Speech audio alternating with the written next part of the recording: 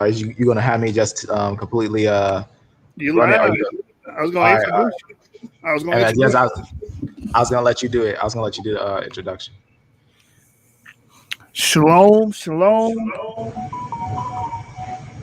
Source gang in the building. Seven gang is in the building.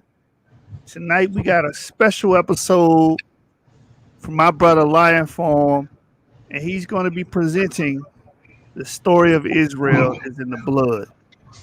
So I That's hope right. y'all guys got your pen and your paper because the brother's finna drop some heavy science and go in, and hopefully y'all learn something, man. Let's get it. With no further ado, I'm gonna let Lion Farm. The floor is yours. This is your show, brother. All right, shalom, shalom, family, shalom, shalom. I'm glad to meet you. As I've been here before, and I talked about a few things, but now's the day we're going to really break down some real truths. So I'm gonna show my screen. All right. And what I'm gonna use, just let me know if this is too small, as I'm gonna be using this Discord to show it because I usually like to show things on my phone. And I actually made this. This is gonna be a source. The source is gonna be in a Evernote. I'm gonna give the Evernote to our brother Genesis 49ers, and we're going to look at the information that's actually displayed on these things. So let me first make sure my screen share is on. Just making sure it's all connected. All right. Okay. Make that full screen. And tell me how this looks on your side. Can you see this right here? It can be seen. Yeah, that's way better. Okay. It's better? Okay, okay. So this is what I'm going to go over. And I'm going to go over this information as thorough as possible. So I'm going to start at the top. First, it is important to know, right? It's important to know a little something about DNA tests, right? Though they tell you possible location of origin of people, that's never to be taken as authoritative. It's important whenever you see a DNA test says they're from here, it's important to understand that's never authoritative. And we have different people that would tell you that that's not authoritative. For example, let me actually show you this at 4045. Today's another day of fact. Okay. In the continental part of Europe, and some of them stayed. Now, can you hear this? I'm gonna make sure you can hear this. And that is probably where this quick surname for the Dutch came from, is actually from English. But if we go back further, of course, we find different surnames. We have the Norman invasion into England we have earlier with the Angles and the Saxons invasion, the Viking invasion. So that's just what we know on a broad scale, just in Europe.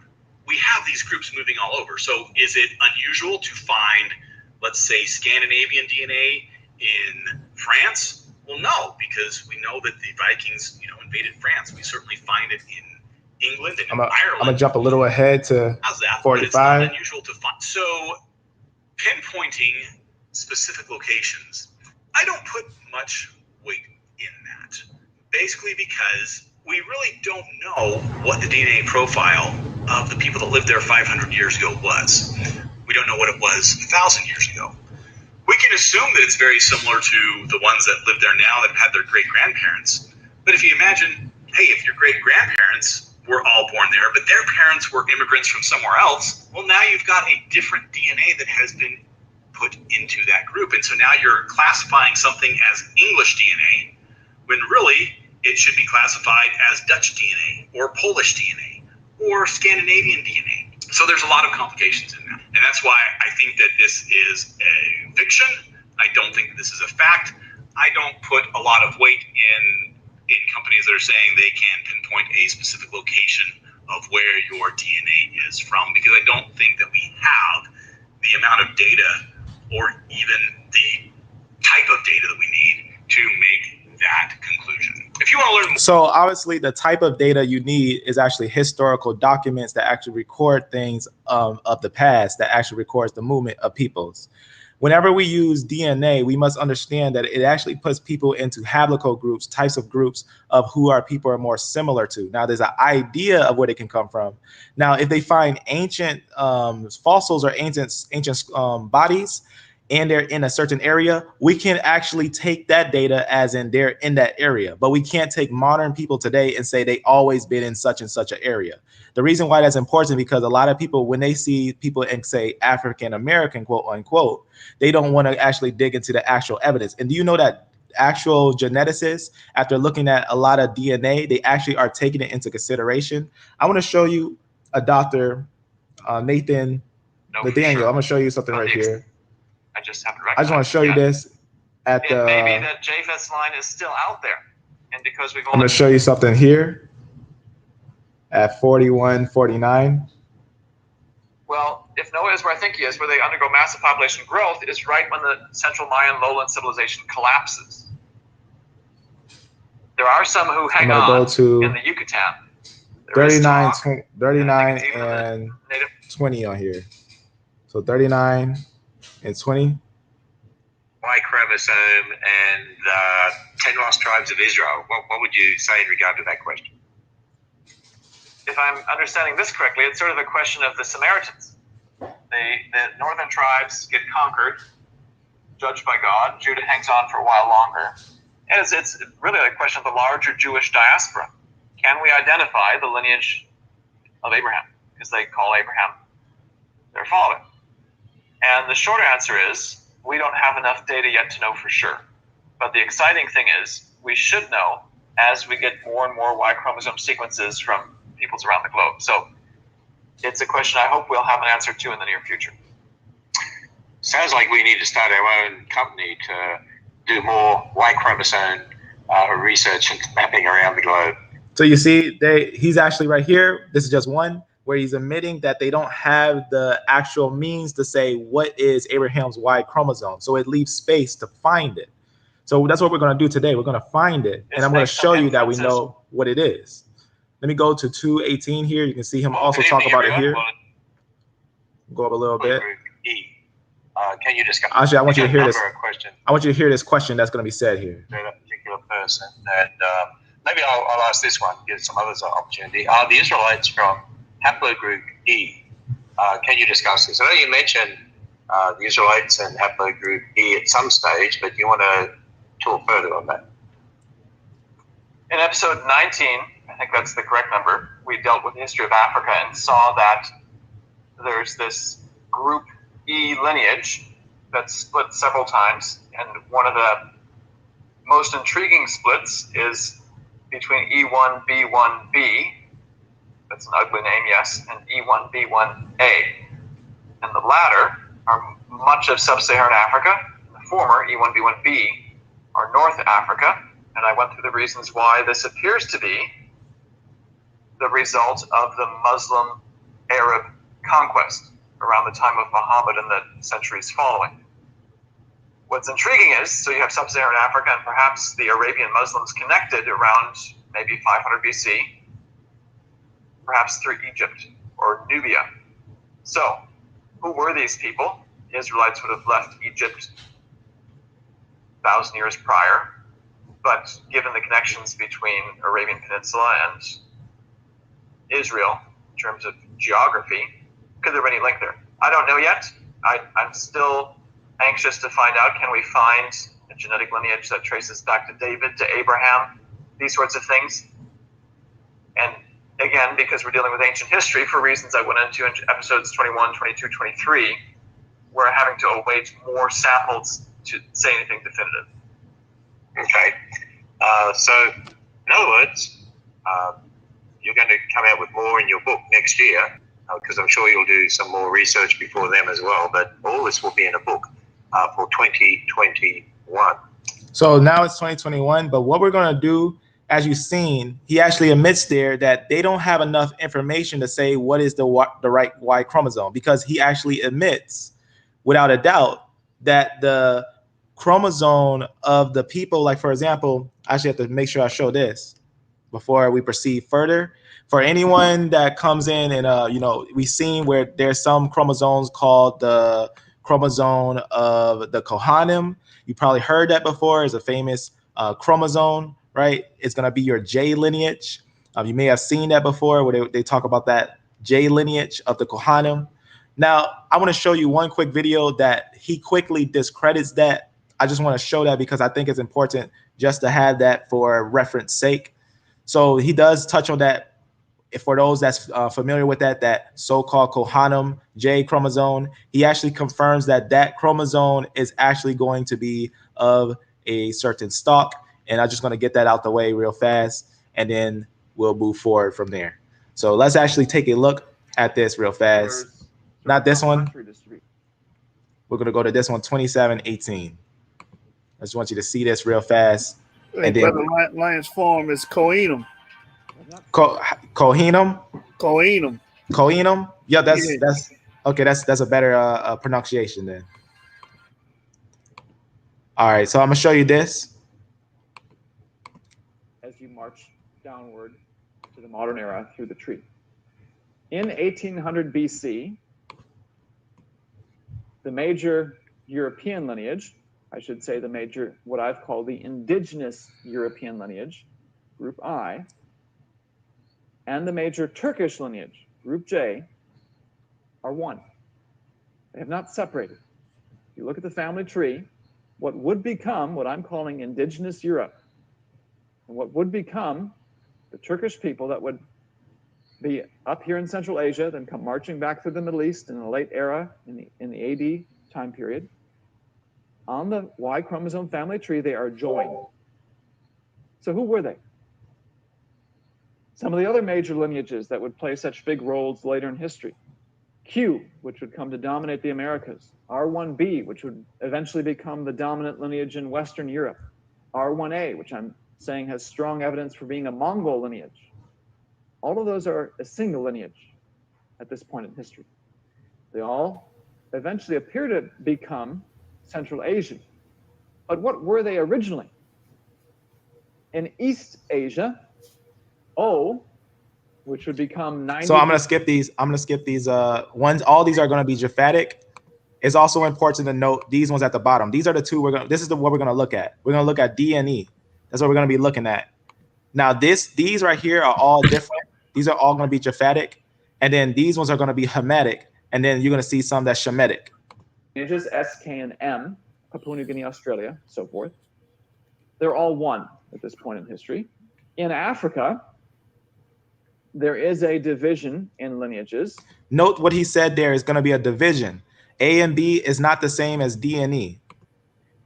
But some of the major ones are still joined. A and B are separate from D and E, but A and B have not yet separated. D and E are one lineage. Of course, D is not going to remain in Africa, except at perhaps a very low frequency. It's going to become the peoples of the great Andamanese Islands, the very dark-skinned people out here, and Japanese, a third of Japan. Right now, it's joined to E, and E, of course, is going to become, part of E, is a branch of E, is going to become the major lineage in sub-Saharan Africa. C has also differentiated. So what I'm gonna do, I'm gonna close this. Now we're gonna get right to it. I'm gonna close this one too. So let's get right to this, right? But first, before we look at this, I want to give a summary, because what we're gonna be doing is we're gonna be climbing a genetic ladder, and what you're gonna see is that it's very clear. Remember, God is the author of DNA, and he is not the God of confusion. So you'll see that this is gonna be very, very simple, more simple than you can ever imagine. But first, let me show you Within this. the human genome, SNPs occur on an average of 1 in 1,000 base pairs. Researchers have shown that groups of SNPs occur in predictable patterns within sections of DNA. These inherited sections of 6 to 8 SNPs are called a haplotype. Within any one section of DNA, it is believed that there are only 3 to 5 different haplotypes throughout the entire population. Okay. So I wanted to show you that just to get you a little understanding what we're going to be looking at. We're going to be looking at what is called a haplocode group. Now, a haplocode group is a grouping of people that are very similar. The possibility of one having the same haplocode group is very, very slim. It's not something that you see very common. I'm going to show you right here. In fact, the possibilities are extremely low, especially for someone to be in a certain haplocode group. It can be high as 1 to trillions, for the sake of understanding. You have a more higher chance of winning the lottery 15 times than for you to have the same haplotype group by mistake. So just understand that's how complex the DNA is. But yet it's going to give you clear understanding of this. Right. Now, I'm going to skip this part because I just talked about how it's important to know that DNA doesn't give you geographic information, but it gives you haplotype groups. So first, let's get to the meat of the study. I'm going to give you first the answer, and then I'm going to prove it. This is what I'm going to show you first, and then I'm going to prove it. This is going to be the line of Abraham, Isaac, and Jacob.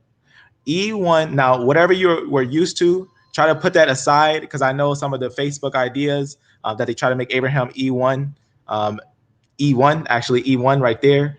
But what I want to show you today is that Abraham is actually E1B1, P2 right there. And he actually brings forth Ishmael. Now, some people, now I know the Facebook ideas where they say Ishmael is E1, E1B and all that stuff, E1, B1B. But put that aside and understand that from Abraham came E1, B1B, which is actually seen in the Arab Muslim. It's very important with that. I also I did a video on Lion Farm on E1, B1B. If you go to my page, you'll see a big screen that just says E1, B1B, and that's where I go over E1, B1B, which is actually of the Arabians. Now, look at from the next line after Abraham, E1, B1A, V right there, 38, V38. That's going to be your next one. That's going to actually be Isaac. That's actually going to be Isaac right there. Now, what's interesting with Isaac, remember, he actually is going to bring forth a son, and his son is going to have a twin, right? And that's going to be Ishmael. Now, is there a line outside that Isaac had that has 12 tribes and one that doesn't, and one that's just a different line? Yes. After Isaac, there is a line called M2. M2 actually bring forth 12 sons, and they actually note this. There are 12 haplotype group main branches that are going to descend after this. And there's an outside branch that is called, this branch is actually going to be called E1 B1C. We're going to look at that, and that's a different branch when we get there. So I just want to show you that, and I'm going to actually prove to you that this is actually the truth. So I'm going to show you what these things are, and that's going to be right at the top and color coordinated, as you can see right there at the top.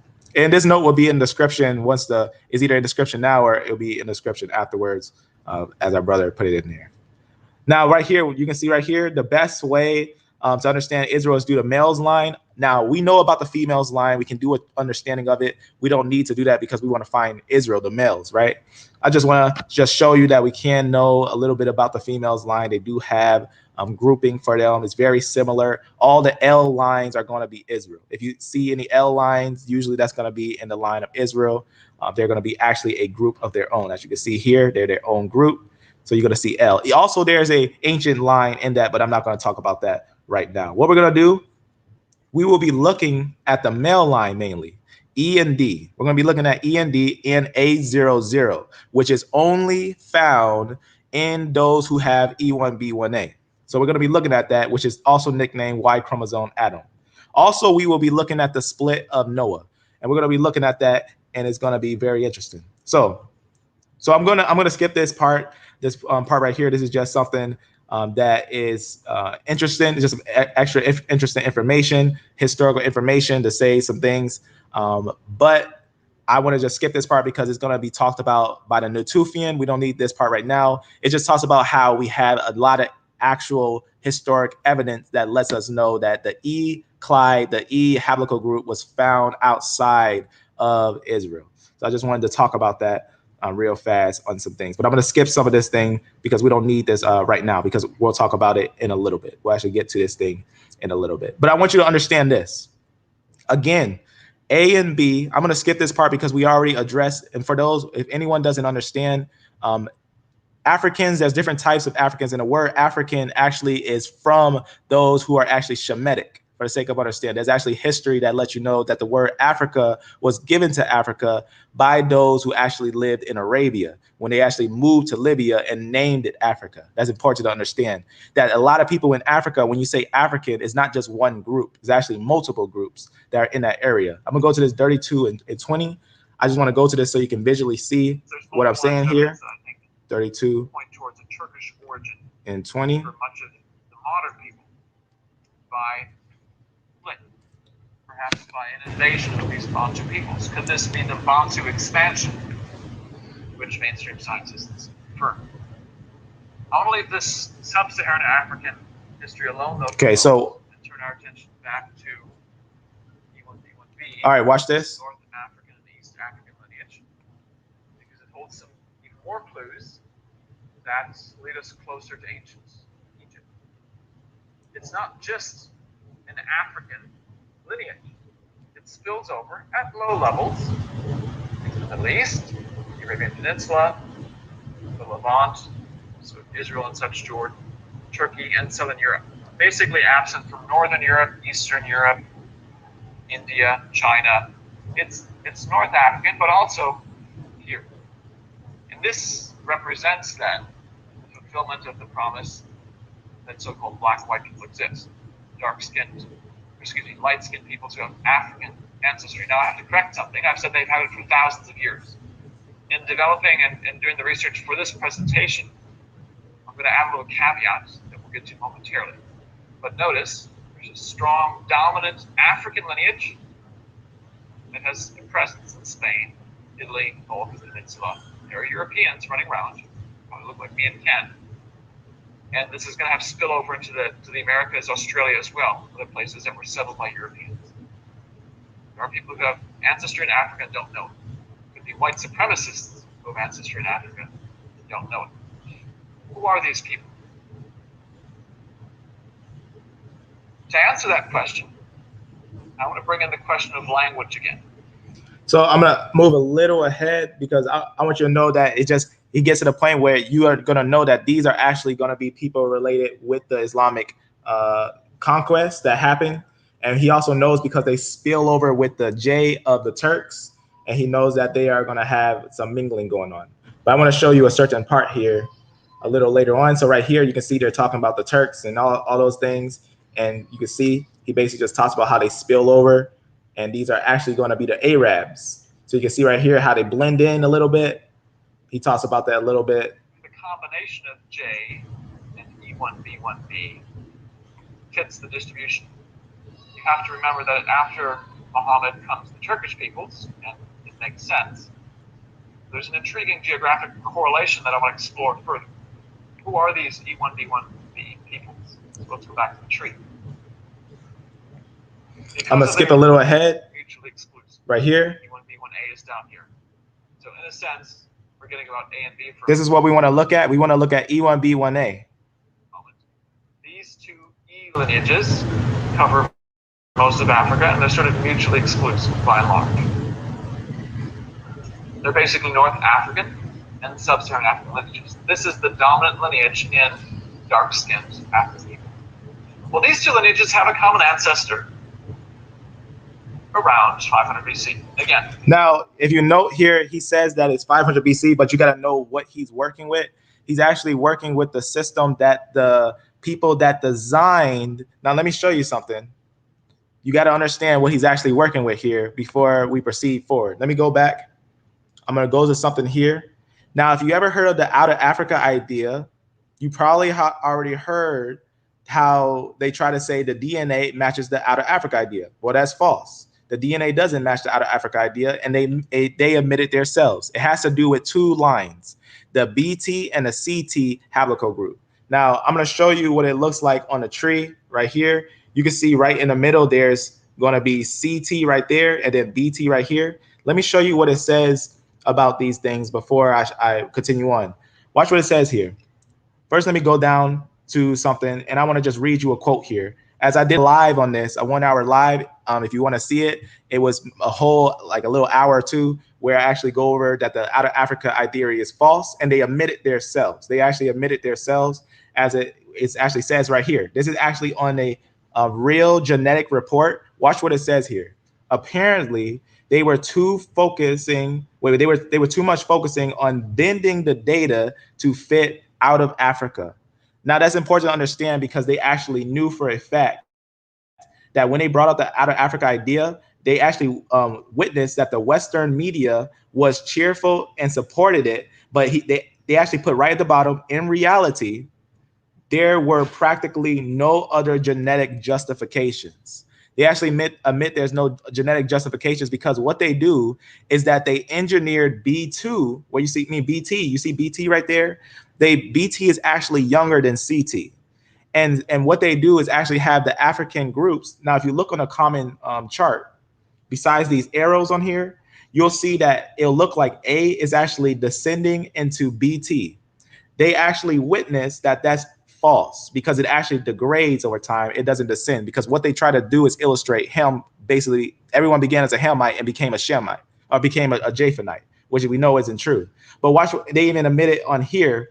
I'm going to show you right here. This is a quote that's actually on here. It says this: "We know that neither BT nor CT descended from African haplogroups." This is a quote. This is quote unquote on here that they know that the design that they designed was actually a false design, and many other people talk about it on here. I just want you to know that the out of Africa idea is false, and the years that he's working with is converting the years that they put there so that he's trying to make the years and the time frame right. So that's why he's not finding out who is these people, because he's thinking the split happened around 500 BC. So that's why he didn't never find the answer, because he has to work with that year, which 500 BC is not when that split happened. 500 years is not when that split happened. So I just wanted you to know that that's the only thing that he gets wrong here is the year for that split, the time frame for that split. And we're going to look at that. And in fact, they even admitted themselves. Let me show you what they say themselves there. I'm going to show you what they actually say about that split real fast, because that they actually found out that the information that they were putting out is actually more complex than they thought, because they thought the split happened very early, but the split was actually a later split. Let me actually show you where that's said real fast. I'm going to show you that one real fast at the bottom. All right, so right here, this is in Nature. There is an increasing evidence. There is an increasing evidence that the expansion was a more complex process than originally thought, and that neither a single demographic event nor an early split between Western and Eastern groups occurred.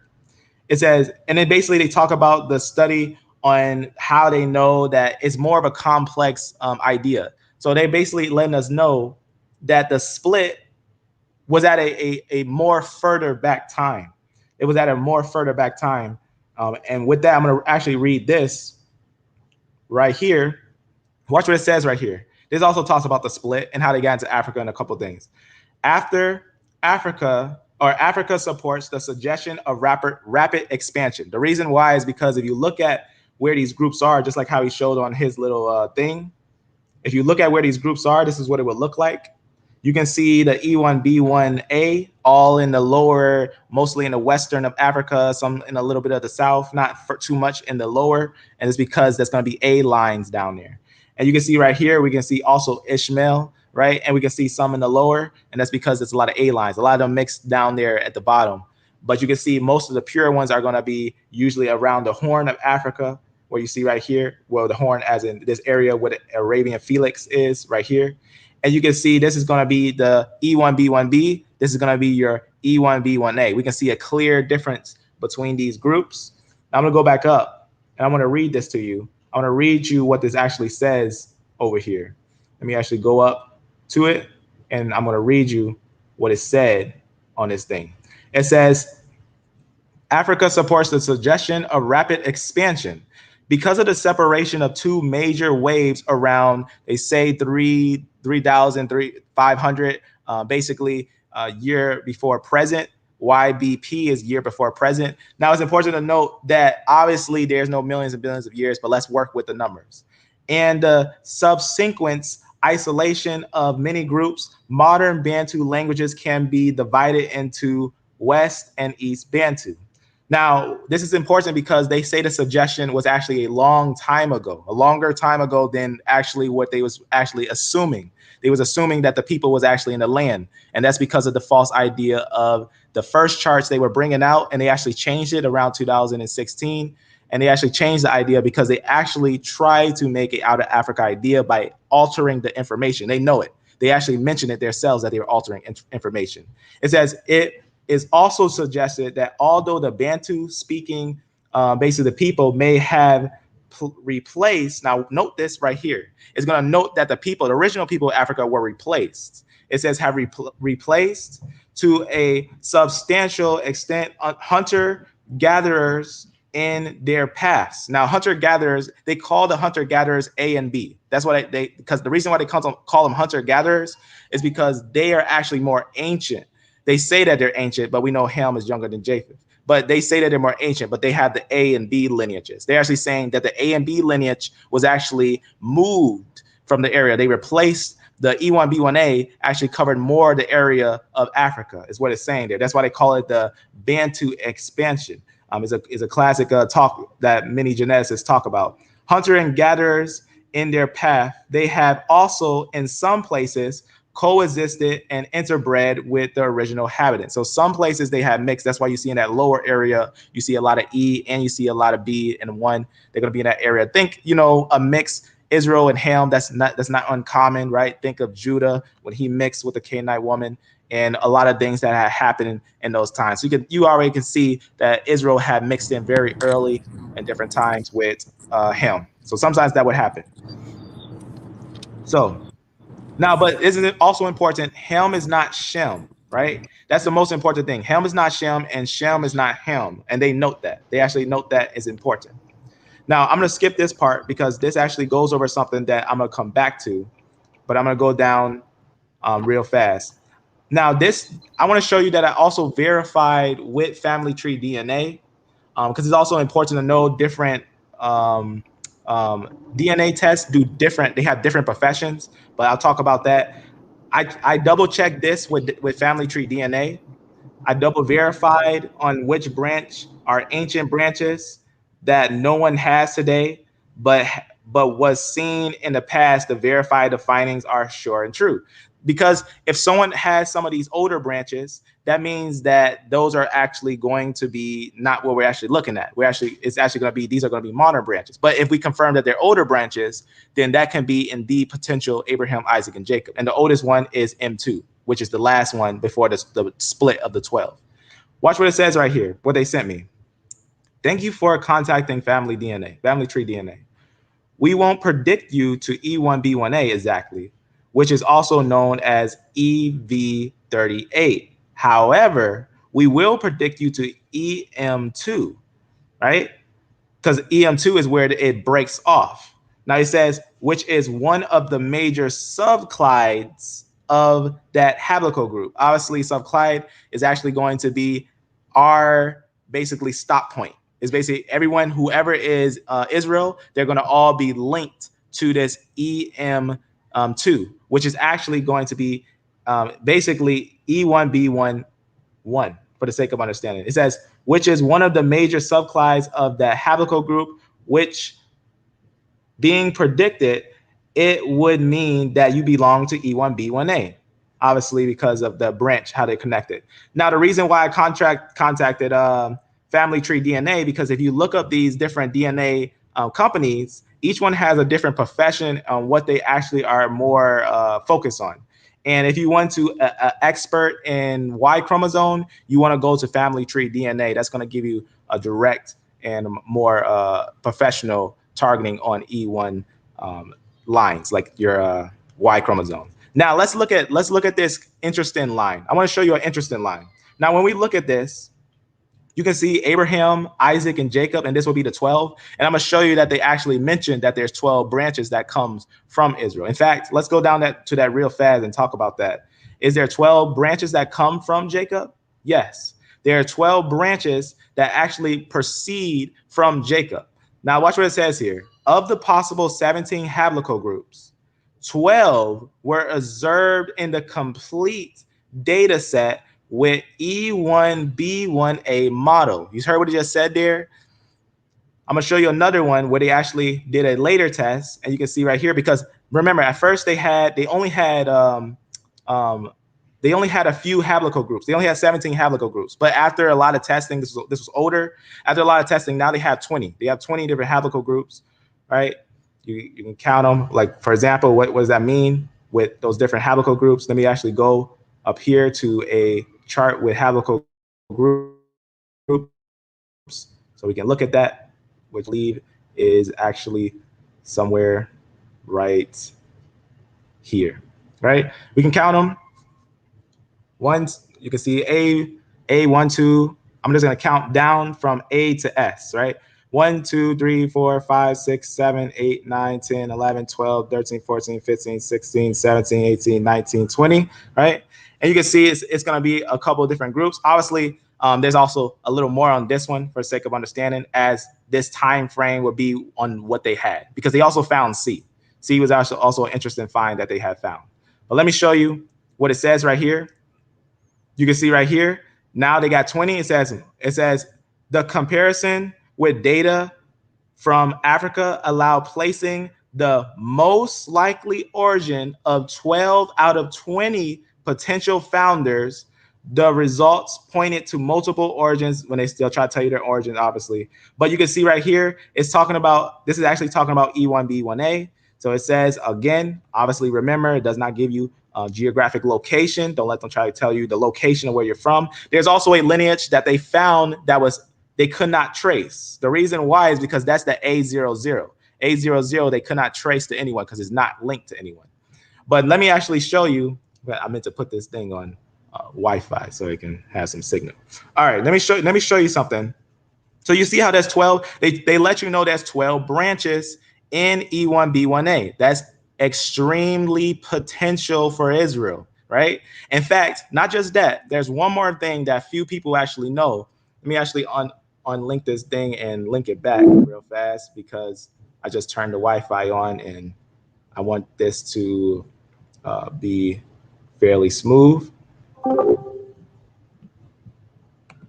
Go back real fast and go right here. All right, now check this out. I want you to see this. Remember what they said, there's 12 branches in E1B1A. Look at this. There also is 4 original mothers. Pay attention to what they say here. Watch what it says here.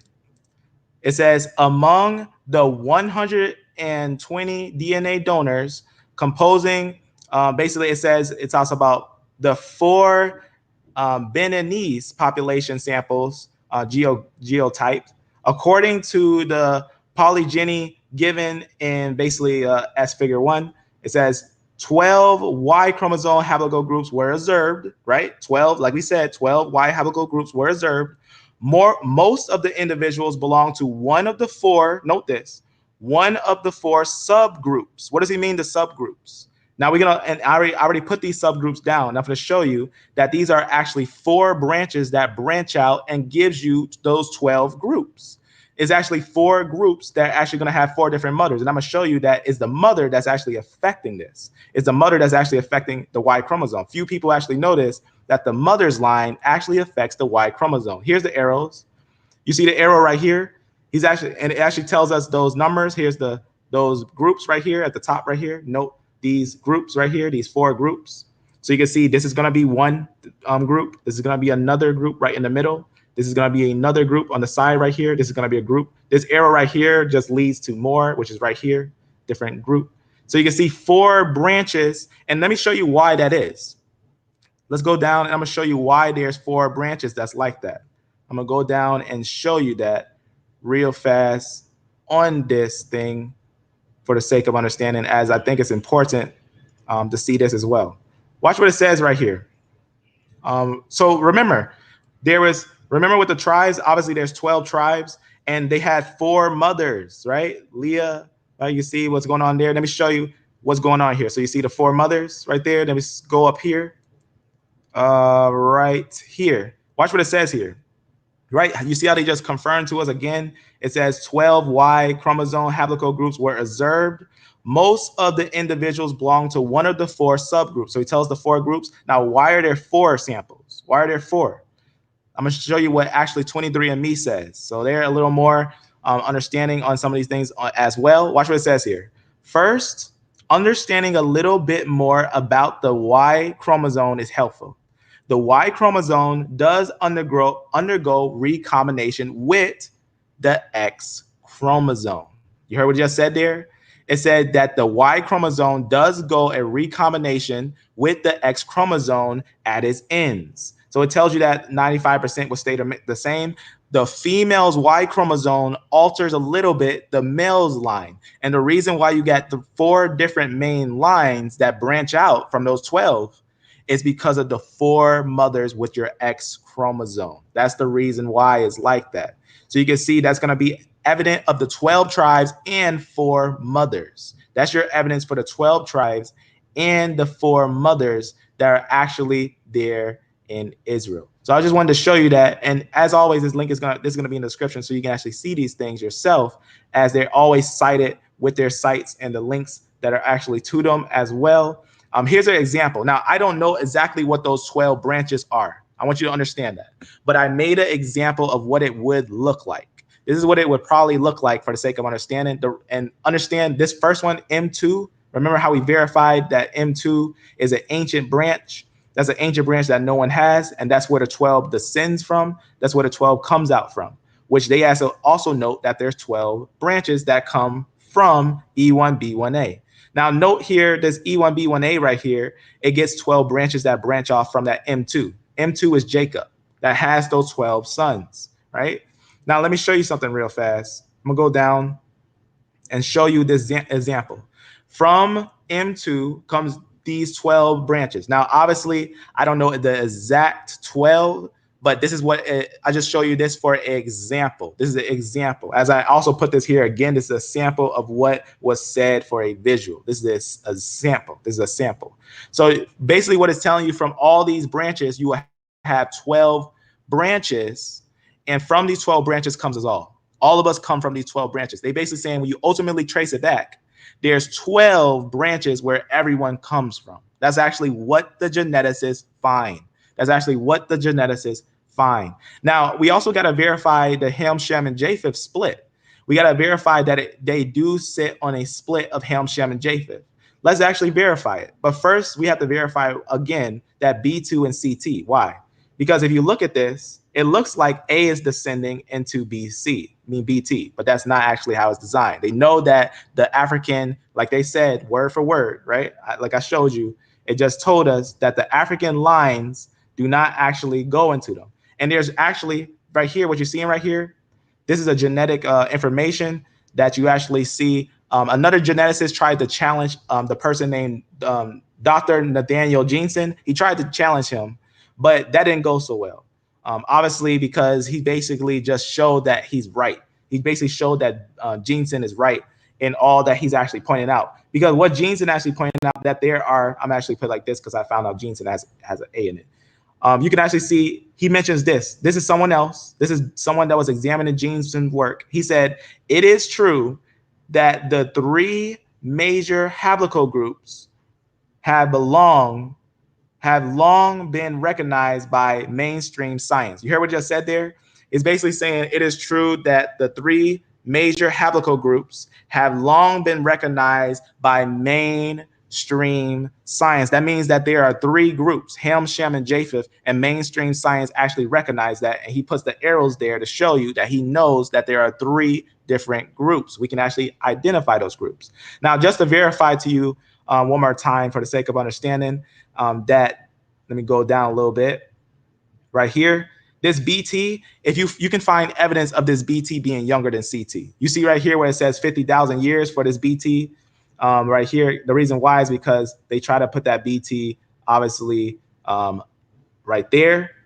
That BT doesn't, you don't even need it for the sake of understanding, because they try to put it so that it can have all the Africans descend into it. Except they're not descending, they're actually going to be degrading later on, if that makes sense. So you see BT, you can see 60,000 years. But let me show you what a geneticist actually, when he put out a paper in 2013, he actually brought out CT older than BT. So you can see BT is actually right there 71,000 years ago. The reason why I want you to see is because I want you to know that there is a clear understanding of the split of Ham, Shem, and Japheth. I just want you to understand that this, what you're seeing here, right here, this is the actual split of Ham, Shem, and Japheth. Don't get confused with that A00. We'll talk about that A00 and who that belongs to. And I believe that that is the Y chromosome of Aaron. And I'm going to show you when I get to it that that's why I believe it is, because it's going to be something that is groundbreaking. It's actually a novel find. It's a groundbreaking find. So again, this is why I skipped mentioning E, a little history on it, because there is a obvious find of E. And if you notice here, look right here. This is the Euphrates. This is up the rivers, right? The Euphrates rivers. I think it's Euphrates for the sake of understanding. And this is actually important because remember, Abraham went up here to get his wife. So that means that his people was near in this area. Of course, they're going to be moving around because remember, Abraham was just able to just go into Canaan, right? He was able to just enter the land. That means they were welcomed in. He was able to just go into that area. That means he was welcomed in. That means a lot of his ancestors would have been found there, and they are. His ancestors, his family line is actually found in this area. That ancient branch of E1B1 is found in the Middle East. So we have evidence of the people in the Middle East. We have evidence of the 4 mothers that they would have came from. We got evidence of 12 tribes that would have been from E1B1A. These are undeniable and genetic facts. Undeniable genetic facts. Just to let you know, because remember, in genetics, it's not a guessing game. It is always about facts. Now, just like how I talked about Ishmael a little bit, I have a video directly on E1B1B. It's going to have historical facts, linguistic facts, genetic facts, and it's just going to let you know that E1B1B is indeed the Arab. But there is also a line if we look at right here, in the line of Israel, there is a one branch that is a little different that no one else, that only one group have. One group have it, and it's E1B1C. Now, this is the line. Understand when I say this, is E1B1C M329, right? E1B1C, at first, it was in the line of Ishmael. So I'm going to put it in the line of Ishmael. So when people were saying, technically, it's ironic because people were saying E1B1B is Ishmael. Technically, at that time, they did have Esau in the line of Ishmael at that time. So it was very ironic. But after they updated this, they actually made a new design because after they found, now, few people noticed, but A00 had every SNP. They didn't have to do DNA testing of everyone. They just needed A00. A00 actually designed the whole chart for them. They didn't need to do sequencing on everyone. Otherwise, they would have had to get hundreds of people of different cultures and do testing on them all. But A00 actually gave them the design of all the SNPs, right? SNPs are all ancient lines. It actually gave us the full picture. So basically, there is people walking around with a DNA map on them. They have a DNA map. That's what A00 is. It's a whole picture of all the trees at once. That's what A00 is, and it's impossible to have such a thing like that. But we'll talk about that when we get there. That gave the whole understanding to what was the reality of DNA. A00. Always remember that. It gave the understanding to the whole design of the people. And understand, because they can't do testing, they can't test someone from the past if they can't find them, right? They can't find M2 if they can't find someone who has M2, which is Jacob. But because they had A00, they was able to map it because they had it all written out on A00, which has all SNPs or SNPs. Now, watch what it says here. This is actually going to be talk about something really interesting. This is going to be E1B1C. I want to show you who has E1B1C. Only one people has it. I'm going to show you now who's the people that have it. These are the people who have it. They're called the, how you say that? Orama people. It's basic like that for the sake of understanding. And they're the only people found with E1B1C, and they have an interesting tradition. Their tradition is that they dye their hair red. Their tradition is that they dye their hair red, and this is a ceremony that's done amongst them all the time. And they're the only ones that have E1B1C, but why do they dye their hair red? Why is it that they dye their hair red? Could it be that there's a tradition maybe they're honoring someone who they knew that had red hair, and maybe they seen red hair as a pretty thing, as maybe one of their descendants had red hair and they liked it. Now remember, Esau, it's important to remember the story of Esau. What did Esau, and this is his branches. These are the branches of E1B1C, and only one people have it, as you can see.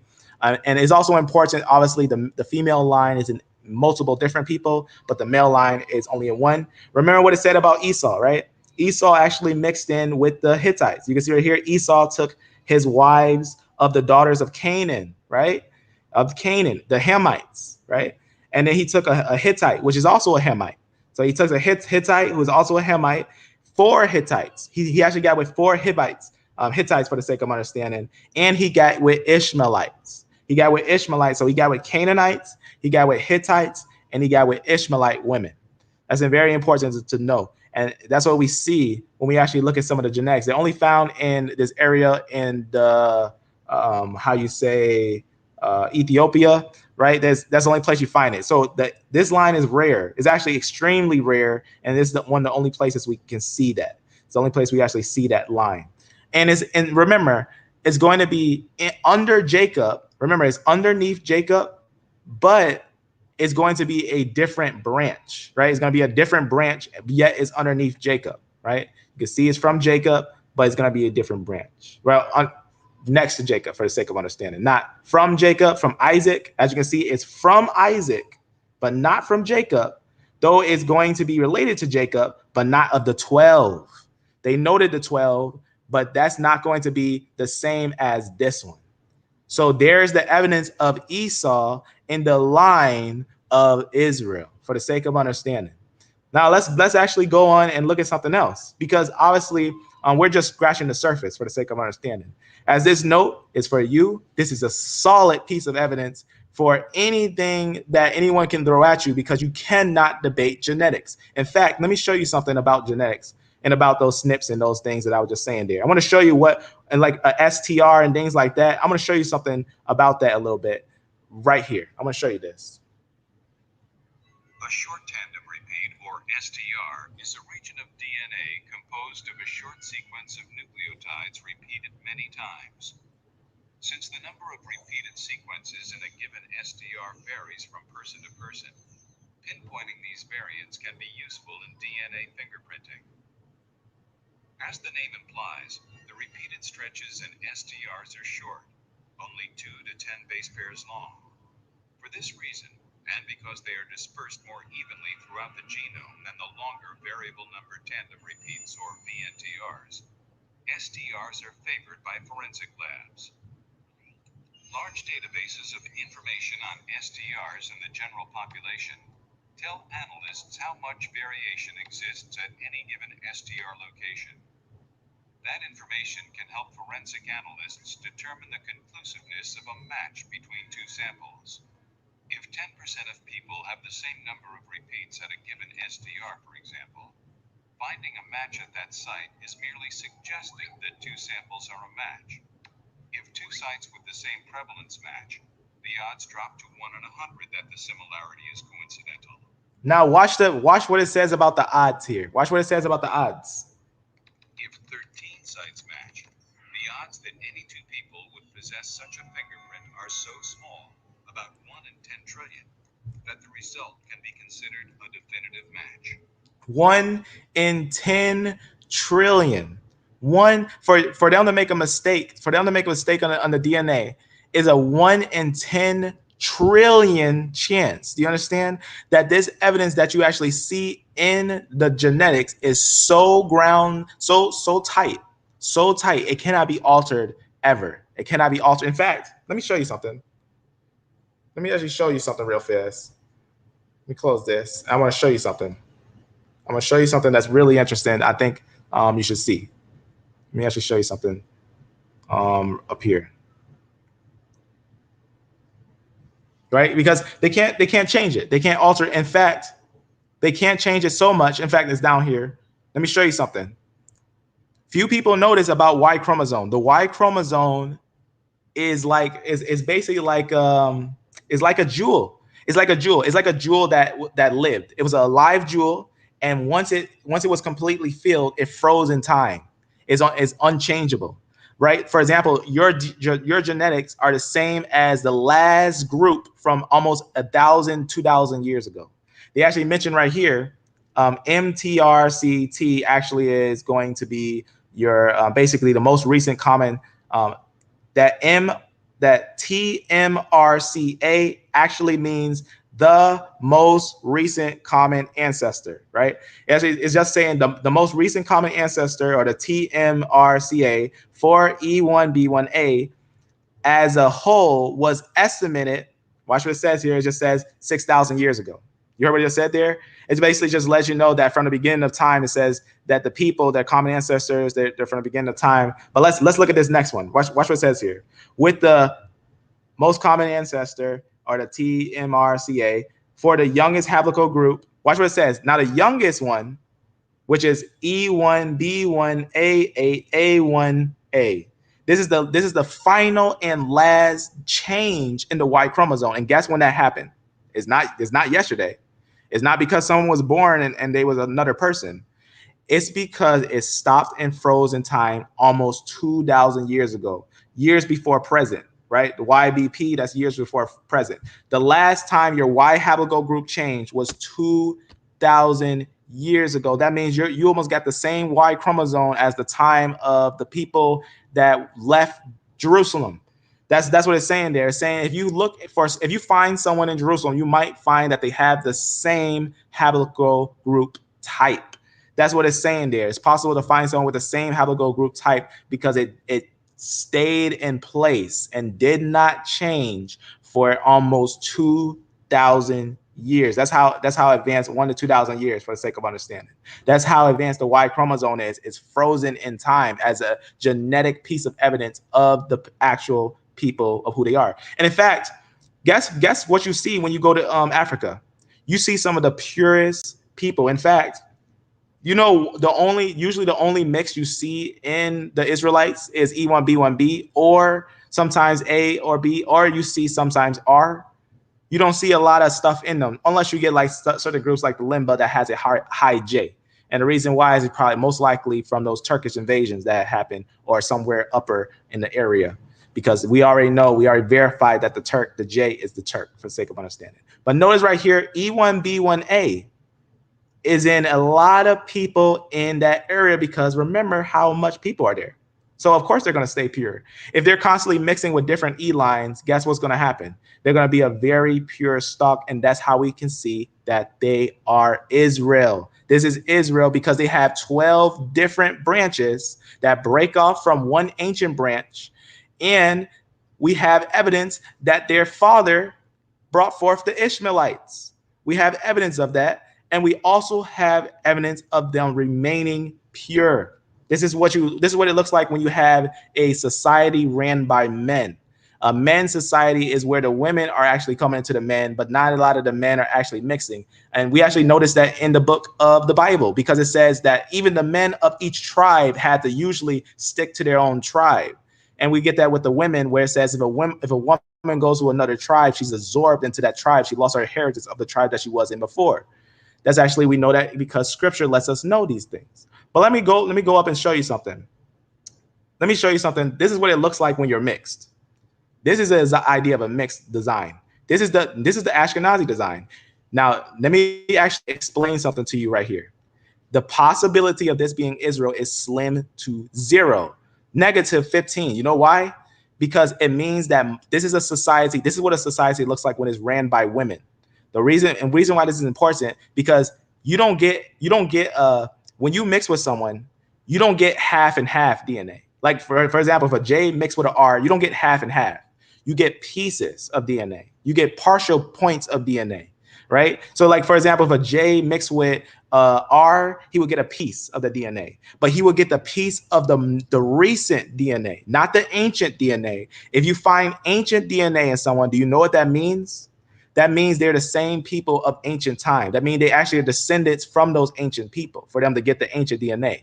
Do you know that the Ashkenazi actually had the ancient B88 DNA that's actually seen in ancient people of old? Not just that, but other ancient branches that are from ancient people of old. In fact, it's most likely that I'm not even going to get to it because I actually have like 4 different videos where I go over the problems with the genetic information in the Ashkenazi. And now understand this. These are multiple male lines. In fact, we can count them. We can count how many male lines just off of the different letters. J, that's going to be of Japhetic. E, that's going to be of, they say, Hamitic. or for how they say Hamitic, but it's actually Shemitic, because E1, that E35 right there, that E35 right here, that's actually going to be of Ishmael. That's E1B1B. They actually find more E1B1B in them because a lot of the mixing that happened with Ishmael and the Turks that was going on in those areas. We actually find that in the Turks. This is actually a Turkish genetics that has J1 and J2 there. A high J that's actually there. And you can see right here, J1, J2. I just want to show you in comparison. These are multiple males. These are multiple different lineages. These are multiple males. They got Shem, they got Ham, they got Japheth. They got a whole rainbow here. They're not one people. They're multiple people. It's important to understand that what we're actually when I'm bringing this information, I want you to understand when you see the Y chromosome, there is a people that is pure and there's a different people that is not pure. Now that doesn't make anyone different in the sense of the spirit, but in the sense of truth of the flesh. If we want to bring forth the truth of the flesh, we need to understand that genetics is the way to go to bring forth the understanding. We can't just look at someone and tell if they are, because a lot of people, when they look at people, they say, oh, you're not black, you're not white, or you're this thing or that thing. We can't judge off of flesh, but we got to look at the information that's actually underneath the flesh, right? It's what's inside that counts. It's what's inside that counts, is what I'm saying. So that's why I want to show you this, because I want you to also see one more thing. Besides we can look at different peoples, right? We can see their Y chromosome and everything. I'm just gonna leave these here as this note is for you. You can see these things. You can look at who is who and different Y chromosomes and look at those things and whatnot, as it has more links and different things like that. But let me show you something here. Let me go down and actually show you something. There is a DNA study. Few people know about this. Now we're gonna talk about who is called the Sephardic Jews. If you know, what does Sephardic actually mean? Now, if you look deep, I have a deep video that actually goes into Sephardic, the word Sephardic. There's a people that actually was called a Sephardim or Sephardi. That's actually a different people that were actually of a European stock that actually started calling them the Sephardic Jews that were actually Turks. But there is a people who are called the Sephardic Spanish Jews. Sephardic actually means Spanish in Spain. This group right here are actually related to a group that was in, as you see right there, Turkey. That was a group that was sent by Babylon that was actually in that area. They was also brought to Portugal. And they know that they're related. We know because I actually have a book with a quote that actually links them with those people who were taken from Babylon, that links them to the same people. But listen to this. It says location. Basically, just for the sake of understanding, they found E1B1A in Portugal, is what they're saying. They found E1B1A in Portugal. And it's important to know because this is before the slave trade. They found this in Portugal. They know that they found it and they actually located where it's from. You can see Angola. A lot of the Jews, it's actually historical quotes that they mix with the Angolian women. And if you look at the Angolian DNA is actually purely E1B1A. They're actually purely E1B1A. And they actually mix with those women. Now, what's important is that we're going to look at some really interesting. I'm going to show you a real rare report. This is a report from the 1700s. Let me show you something here. It says archaeologists find bound. Listen to what he says here. He find bound bodies of enslaved, quote unquote, Africans in Portuguese trash dumps. So what are they killing? Why are they bounding these people and putting them in trash dumps? Guess why? Because if you do a little history on the Inquisition, you actually find out that a lot of the Jews were actually the ones who were being persecuted a lot that remained in that area. Why would someone actually find someone bound and put in a trash dump and supposedly they was a slave? You know what they usually would do with a slave? They'll either send them away, send them to prison. They don't take them. And in fact, let me show you something real fast, because it's also important to note how old these people were. It says right here, it talks about in the 1500s. Just gonna close. I can't even close that ad. I was gonna close that ad. It says early in the 15th century. What was going on in the 15th century? The expulsion of the Jews. It says in the 15th century, Portuguese explorer talks about what happened. He found a new place with 150 skulls in a dump, 150 of them. And it says it revealed that many of them were so-called enslaved Africans. They were not. It says they were not given a proper burial, right? It actually lets us know that that area was used between 15 and 1700s, right? It said they supposedly was of African origin. And they said that they supposedly say they were people enslaved. Here's an idea of what they look like. Their arms are tied behind their back. If you see, he's laying face down, arms tied behind his back, feet kind of tied as well. And he's buried just about not even a foot down. So you can see what's going on there. Let me actually close that. Let me actually see, because sometimes these articles have a little introduction. I don't know if this one does, but let me go down. I'm gonna show you something, because you haven't seen nothing yet. It's really important to understand what happened here.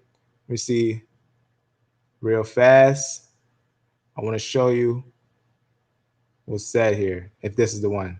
Actually, I think it's a different flyer. I'm gonna show you down here, this one right here. But let me read you what's quoted there. It says, the research team believes that around 1/3 of the skeletons, watch what it says here, that 1/3 of the skeletons were from under 18 years old, pretty much. It said most of the skeletons were under 18 years old. It says that only 3%, because if you know who was taken from Spain, you're gonna know, and we're gonna look at it. I'm gonna show you who was taken from Spain. It was children. It was children that was taken from Spain. A lot of the elders died, and they went through it. It says, and that only 3% were from people aged 30 or more. Only 3%. Only 3% of who was in those graves were 30 years older and more. Doesn't sound like a slave.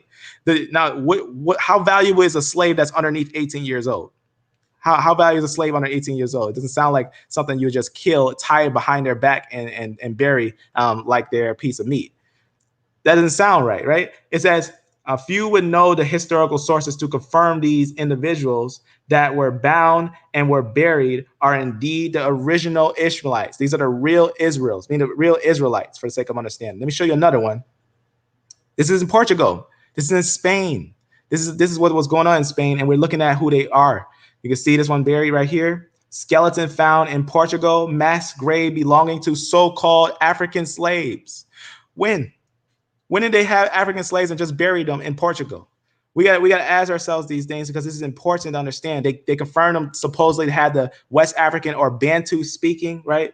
The Bantu speaking with the DNA samples that they found. Look at what it says right here. The research team believes that around 1/3 of the skeletons were under 18 years old, and that only 3% were from people 30 or more years old.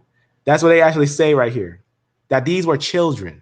That's what they're actually saying here. They're saying that these children were bound and they were buried. Whatever happened to them, obviously the mass number of it, 150 of them, children, buried in Portugal. You got to ask the question, why it says many of the skeletons were found in uncommon burial positions, indicating that the so-called slaves had their limbs tied to their necks, or in other cases, both hands tied to their backs. In other cases, the hands were placed in strand positions in the front. Like, like your classic cuff your hands in the front type style is what he's saying there. He says, these burial positions provide us with details and descriptions of glimpse into the early period of the European so-called African slave trade. You see what it's saying there? Now, who actually implemented the slave trade? It was the Portuguese. It was the Portuguese. Now let's look at, now remember, these are children. These are children that were taken here. Let me show you a historical quote right here. I'm gonna show you a historical quote. This is a critical review of Annals of Literature, volume 7. Now, volume is important with this type of book. Volume 57, and the quote is gonna be right here. It's gonna be right here. It's gonna be from 1784. 1784. It's gonna talk about King John right here. We're gonna see King John. We're gonna talk about King John again. We're gonna talk about King John III, and we're gonna talk about a lot of the ones who descend from him. So note this: King John. King John in 1492 expelled all the Jews, right, to the island. Now the F right there, it looks like an F, but it's S. Just note that as we go over those things right here. So King John of 1492 expelled all the Jews to the island. Notice where he says the Jews are going to be at. To the island of Saint Thomas. So who's on St. Thomas? The Jews, right? Which had been discovered in 1471. So the Portuguese discovered this island in 71 and moved the Jews there. No one was there at this island. Only one type of people was in this island. It says, and to other Portuguese settlements on the continent of Africa, right? And from these banished Jews, the black Portuguese, as they are called, and the Jews of Lingado, who are, I don't know how you say that, described even by the very Negro. He just said it described as the Negro, are descended. You heard what he just said there, right? Watch what it says here. It's very important to understand that it just verified that these are black Portuguese Jews that are sent to Saint Tome, right? That's actually St. Thomas. St. Thomas, Saint Tome, for the sake of understanding. It says, by some colonists, Saint Tome soon became a considerable place for trade and valuable for its sugar plantations.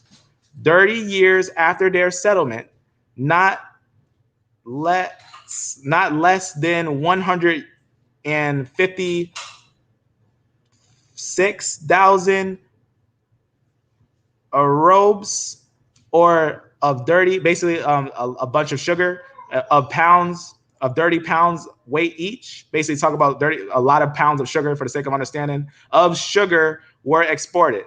And it just talks about right here, it says, the emergence of 60 sugar works turned by slaves. So it's basically let us know that 60 sites were there where slaves worked there. And these are the same slaves. These are the same slaves that were sent there, and so-called slaves. These Negroes who was sent there, remember who was sent to St. Thomas, and they're called Negroes. He just called them Negroes. These Negroes was punished in Guinea, Congo, and Morocco, men in Congo, for the sake of understanding. And the colonists had plantations furnished with from 150 and 3,000 Negro slaves. You see what it just said there?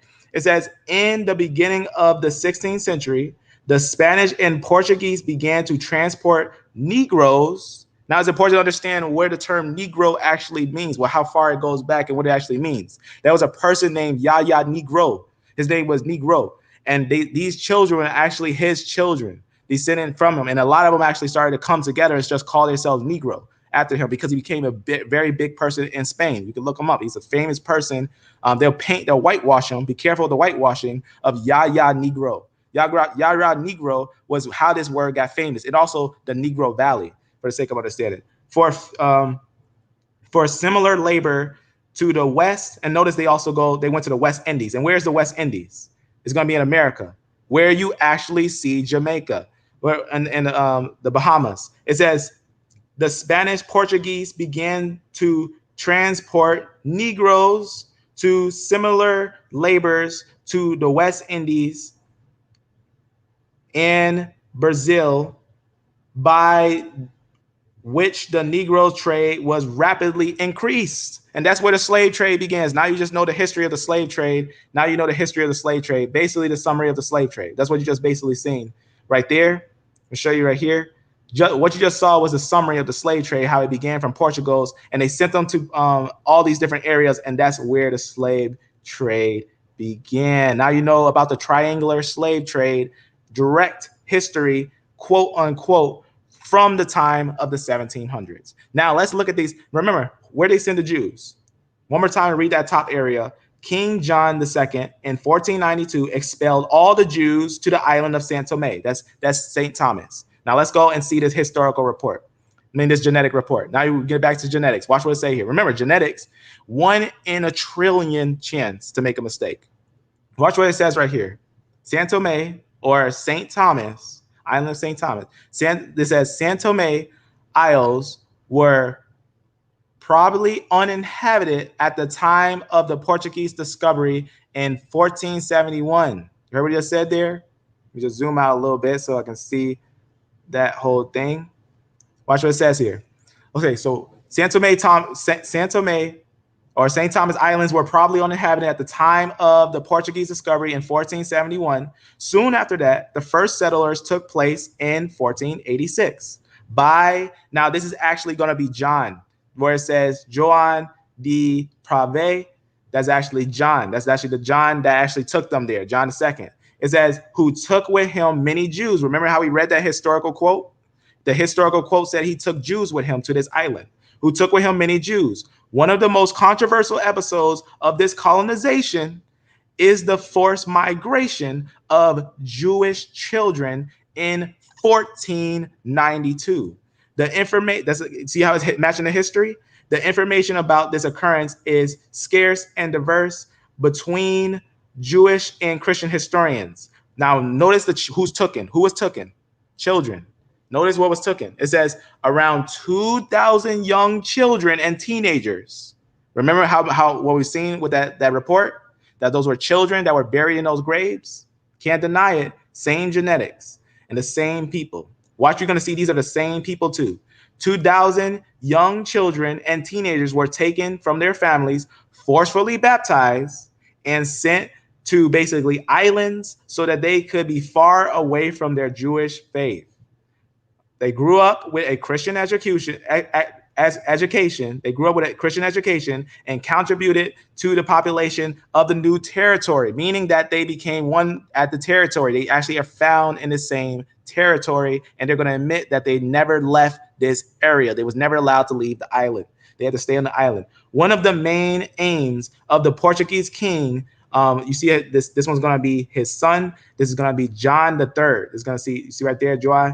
The third is going to be John III right there. Several documents confirm that many of these children survived, and along with other settlers, mainly they say other settlers, but these are the same settlers. They'll tell you that there was different settlers there, but there's not. There's not other settlers. There's the same people. They'll say that of African origin. Stated the process of, right here it says, over more than a century, several documents attest to the continuous movement of quote unquote, there's only one group called this, only one, which are the Jews who converted. They're called New Christians. And you can see that these ones are actually going to be called New Christians. This group here is actually called New Christians to São Tomé, which worked as a refuge from the Inquisition, basically persecutions, and also basically they sat in the location, basically being those New Christians, basically, for the sake of understanding. Let's go down a little bit.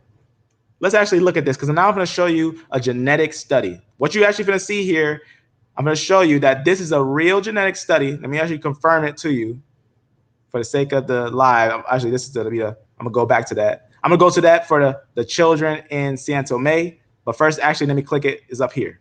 Here's a genetic study. Let me show you that this is a real genetic study, as I think it's important to have evidence and see these things. Let me just, in fact, let me close this and click it again. I want you to see that this is a real genetic study. Right here, I'm gonna open this PDF. Here's the PDF. This is a real genetic study. What you're seeing here, I'm just gonna zoom out. You can see it yourself. These names right here, these are geneticists. You can see which universities they're from. You can see the names right there. The university.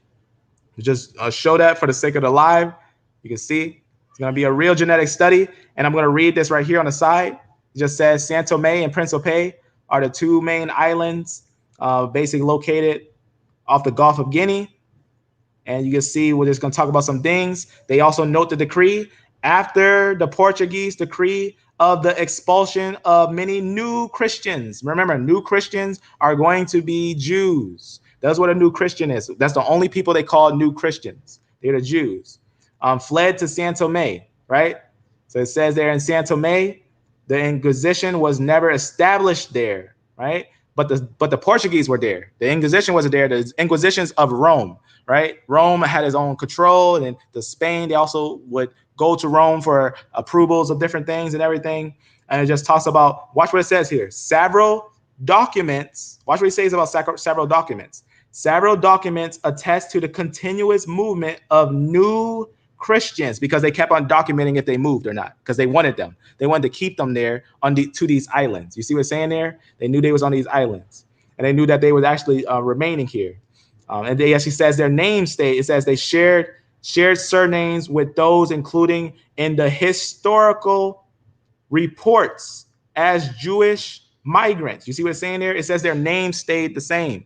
When these people stayed in Portugal, their name stayed the same. They know that these are the same Jews that were sent to São Tomé. These are the same Jews that were sent to São Tomé, right? Showing culture practices prevalently relevant to the Jewish religion. So it's saying they even had Jewish practices. That's what he's saying, that these people on this island, they have the same practices, and they're going to do a DNA test on them to see who they are. Now let's look at that DNA test. Let's see what it's going to say here. Now I got this already screenshot on my thing, so I want you to see those highlights on here. Let's look at this. All right. It says haplogroup composition obtained for the Jewish descendants of São Tomé. You're going to now look at the actual. Now we can just look at it right now. E1B1A. Majority, for the sake of understanding, and this is actually important. Now, remember how I told you they were kind of mixed with E1B1B? You can see a little bit of E1B1B there for the sake of understanding. I can look at that right now. You can see a little bit of E1B1B there. You also note a R mix in them. Now, it seems like there was 4 major males that were mixing there, 4 major lineages of males of R. They would all be the same people. R was mixing with them. Now, remember how I said they only get a small percentage? Understand that major percentage is who they are. Whenever you mix, you don't get a half and half genetics. You get a small portion, which doesn't make much of a difference for the sake of understanding. And we also see the L's in them. The L line showing us that that's indeed Israel. That's indeed Israel. You actually see one European line there, which is right here. You're going to see one European line. They note that. They also got that L0, which is going to be really deep. I'm going to show you that too. But let's look at this. They had 246. There was 200. Listen to me when I say this. They got together 200 of these Jews on this island, 246 of them. And they're going to do a test on them. And notice what they say right here. They just say right here, I'm actually go to another one because this one just goes over a little better. You can see right here is going to get the direct detailed information. They say they're of M2. That's E1B1A. They say they're of M2. They say their branch stems on to M2, right? From P2, right? Because E3A is going to be of Israel, and then you have your Ishmaelites on this side. It's going to be a different peoples. They say they're not going to be Ishmael. They're actually going to be E1B1A. And they're going to be 80, for the clarity, just for clarity, 84.2%. For the sake of understanding, because of some of the admixtures there. But that's super high. Ashkenazis don't even have lines that high. A lot of the people of Israel have lines that high. That's extremely high. Anything above 50% means that's who they are. That's important to understand. The most frequent haplogroup found is E3A, 84%. The most widespread clade in sub-Saharan Africa, and by far the most frequent one in West African populations. That's the ones who went into the slave trade. We also know that's the ones who went into the slave trade because it's going to be mentioned when we look at A00, different things like that. The particular, let's go over here real fast. Just for the sake of understanding, remember how we talk about those ones from Angola? Now, we actually know that the Jews, is historically recorded that the Jews were mixing with Angola women. They actually know that that's true, but the Angola women were actually Israelites. They knew that for a fact, that the Angola women were at the same thing. They're the same people, for the sake of understanding. They were trying to say they were mixing with Africans. They say Angola women. They were indeed the people of Africa, which wouldn't change the Y chromosome. But watch what it says here. The second most common haplogroup in São Tomé e Príncipe is R1b, only 87%. Now, anything under 10%, you don't even consider it. 10% just means that they mixed a little bit. That's not the major line. That's not the major line. That's a small contribution to that peoples. It's very small. It says a typical haplogroup from Western Europe. It says most likely, now this is how, and what this actually is evidence that these are the same children, the same ones that were taken there, because for them to have a mix like this mean they had to be there at a certain time frame. And if you actually look at the mix in there, that means that they were actually mixing with Europeans. These are not the people native to Africa, or the E1B1A or E1, I mean, or A lineages or B lineages that came over there, because this is actually an island that was owned by the Portuguese. And notice that it says right here, most likely carried by Portuguese settling their genetic contribution to this population. So if you're African, you're so-called African American, you find R in you, then you know what happened. You are the same descendants that had went through that slave trade, and they did what they did with those people for as long as they wanted to, because those were children on that island. And we actually find those same children that are actually bound and in position of abuse and disrespect that are buried in the lands of Spain. So this is extremely important to understand, that the evidence of who these individuals are shows that they had contact with a certain European, which was of Portugal. This is a certain group of them. And these individuals, which is not, that our line is not found commonly, in E1B1A individuals. That's a very rare mix in them. That's very rare. So this is how they know that these are those individuals. And remember how I told you that's only 8%? Now remember how I told you, and understand, it's not 8% for everyone. It can be lower for someone. It could be none for some, for the sake of understanding. But it's important to understand that that Y chromosome, only reason that they had that Y chromosome was because a small percentage was brought in. And that just shows you that they had a part in that point of history. And these are the real Jews of San Tome. What you just seen today was a illustration in a factual sense of who are the people and what do they look like. What does the Jews of San Tome look like? Let's make sure we take a look at the real Jews in San Tome, Principe. These are the children that were taken from Spain and brought forth more children. These are the Jews of San Tome y Principe that they themselves say had no inhabitants. They had no inhabitants until the Spanish took it, and they put inhabitants there.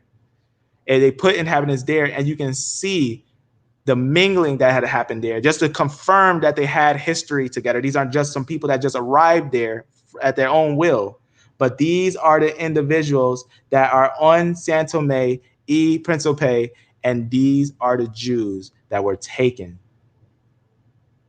for the slave trade. So what I just showed you was that E1B1A. Now let me show you A. Let me show you an understanding of A. The A lineage is very interesting, right? It has no, I can't even explain. I'm gonna show you it visually, but first let me show you who it comes from, right? If you look on any chart, if you just type down A00, right? If you look it up and you try to find A00, you'll find some very interesting things. Very interesting. But let me show you something real fast on a chart. Let me just go to a chart and show you what it looked like. In fact, I'm gonna go back down because I'm gonna go right to this, but let me go to it here. I'm gonna show you A00, the A00 haplotype group. The A00 haplotype group, you can look it up yourself. They'll try to say is of A. It's not of A. That's a lie. It's not of A.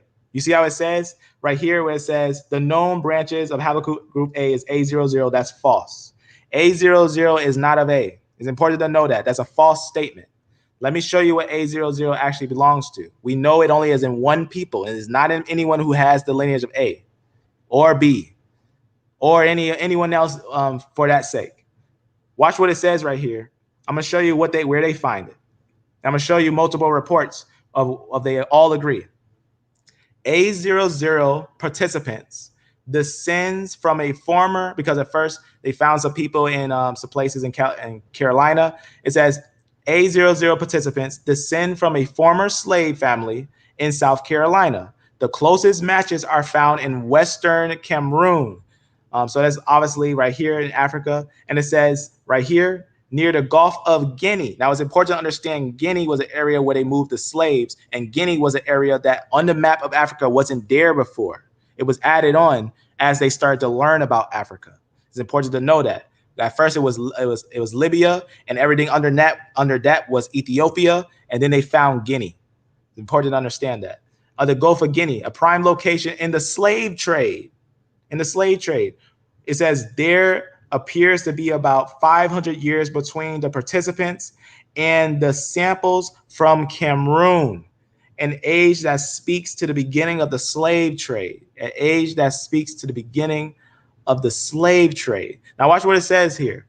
It says, derived mutations on this lineage, which they name this. It's important to understand. They give it the name. It doesn't matter if they call it X42 or E1A00. It doesn't matter what they call it. But watch this, which they name A00. We estimate the time to be, now this is one of the oldest lines, is impossible. But listen to what they say right here. We estimate the time to the most recent common ancestor.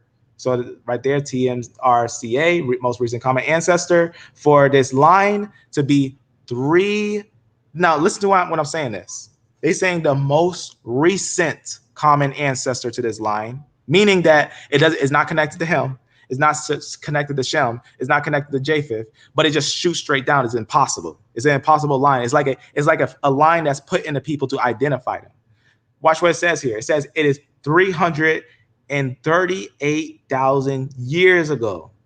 That's extremely, in fact, they say remarkable. This exceeds current estimates of the mtDNA. It says of the common recent ancestor, as well as those of the age of the oldest modern human fossils. That's what they're saying there. It's saying this DNA goes older than any fossil that they ever found. It's that, and understand they got different fossils for the sake of understanding, but this is important to understand. When we take genetics, alive genetics like this, we're actually looking at something, when we actually put this on a graph, that's going to bring the understanding that this is impossible. What you're actually seeing is this is actually what's put there, and it actually painted the whole picture of the chromosome tree. The chromosome tree, you can thank the A00 for that. It says the extremely ancient age combined with the rarity. Now notice, if this A00 was for, if you're familiar with the so-called saying where they came out, they said, oh, all men are related to one man and one woman, and they'll tell you that they found the original Adam. This is what that line is. This is what that line is. And what's important about this lineage is that this very lineage actually isn't connected to anyone. It's actually like an impossible lineage when you actually break it down. Watch what it says right here. It says that it's rare and it's only found in those of E1B1A. It says, and with the rarity of the A00 lineage, which we also found at low frequencies in Central Africa, point to the importance of considering more complex models, because watch, they're going to say that they need a more complex model, because it's going to change their whole design of the origin of the Y chromosome diversity. These models include ancient population structures and the possibility of, and just goes down a little bit. Let's talk about this right here. The A00 lineage was discovered in a, note this, large database of consumer samples of African Americans, quote unquote. It says, and has not been identified in, quote unquote, traditional hunter-gatherer populations from sub-Saharan Africa. What does he mean, traditional hunter-gatherer populations? He's talking about the A and the B lineages. So understand, Wikipedia, when it says that A00 is connected with A and all those things, as fossili. And you're going to see that that's not true when you actually look at it on the chart. And they know it. They know it's not connected to anyone. That's why they say the most recent common ancestor is not A, but the most recent common ancestor goes all the way to the beginning of time, which is impossible. But watch what it says right here. It says, it was discovered, it says A00 lineage was discovered in a large database of consumer samples of African Americans and has not been identified in traditional hunter-gatherer populations of sub-Saharan Africa. This underscores how it just talks about the things of nature and everything and divides of humans. Let me show you something real fast. Let me show you another study on this. Because understand, this is not the first time, or this is not just one place that's looking at this. This is one of the most, when geneticists work on stuff, this is one of the most important genetic sites right here. This site right here, if you see something on this site, you know it's serious. This is right here. It's going to be nature. I'm going to go down. Actually, this one is going to be, I believe this is cell. Right here, cell is the more advanced, where most geneticists, anything here is super serious. So you can see this is cell right here. This is a serious genetic site right here. Close this. Let me show you what they say. Watch what they say on these things. Actually, I think I closed the wrong one. Let me close that and open it back up. All right. I want to show you this because what you're going to see here is you're going to see that many people know, and who it comes from is important too. Is if this was, now understand when I say this, if this was from Adam, if this was supposedly from Adam, guess who you'll find it in? Every single person. If we had that as Adam's line, we would actually find that in every single person. And that's what they try to say it is. And you know why they actually say it like that? Because of the out of Africa idea, which was false. They try to say that out of Africa idea was real, but it's not true. A00 is not connected to the other lineages, and they know it. Watch what it says right here. So I'm gonna just read the title on here. An African potential lineage as an extremely ancient root to the human Y chromosome. Let's go down. I'm not gonna make it too confusing. Let's go down.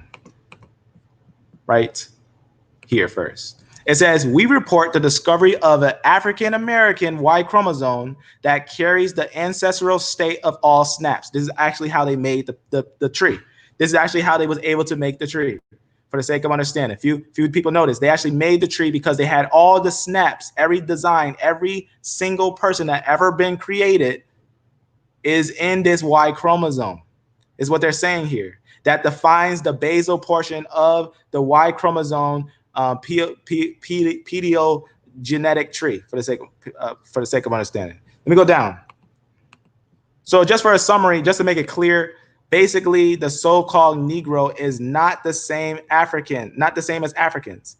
As Shem is not Ham, which is what they're saying here. They found it in one people, not anyone else. Now watch what it says right here. Ancient age combined with the rarity of A00 lineage, which we also find at the very low frequency in Central Africa, right? Because we can look at the maps and we see maps actually say that there were Africans in, right? That was they let you know that there were actually Jews in Africa, for the sake of understanding. Watch what it says right here. The A00 lineage was discovered in a large database of consumer samples of African Americans and has not been identified in traditional hunter-gatherer populations of sub-Saharan Africa. Remember how I showed you how they said they replaced the population in Africa? Nathan also talks about that for the sake of understanding. Right here, this is it. They call it A00. It has no connection to A0. It has no connection to A1 or A1A. It has no connection to these things. It has no connection. And I'm going to show you that on a chart, and they know it has no connection. It's found in this area. That's why I said Central Africa. Right here is found in this area. And guess what you also know? This is Cameroon, right? Where the Niger River, where they say, right? For the sake of understanding. Let's go down. Let me show you something. Here's an old map. This map was made in the 1700s. It just lets you know, according to Edwarsi, the land hereabout was peopled by Jews. Now, if you ever seen a map and you've seen the land of Kingdom of Judah or Beni or things like that, those were tribes. Those were actually tribes. There's an ancient map. There's a real map right here. It talks about the Kingdom of Judah. You can see it right there, the slave coast. It says Kingdom of Judah. And notice that Juda is actually used in one place in the Bible in Revelation, where it says, weep not, for the Lion of Judah has prevailed. And it writes it as Juda. You see what it's saying there? Juda. And it says, or Yehuda, slave coast, Yehuda. You see what's going on there? And I got a couple different maps that actually will show you this as well. Multiple different maps that were in the first in that time frame, around that time frame, that actually go over these things. And there's other historical evidence that bring these things together. But let's go back to here, because I'm not finished yet. I'm gonna show you something. real fast. So remember, they found them and they know that they're linked to the people of the slave trade, right? You see what's going on there? It's almost like it's important to know what's that A00. What is that A00 doing there, right? Here's his idea of the A00. It's not connected to chimps. You see right there, they know it's not. It's not connected to chimps. It's a false narrative.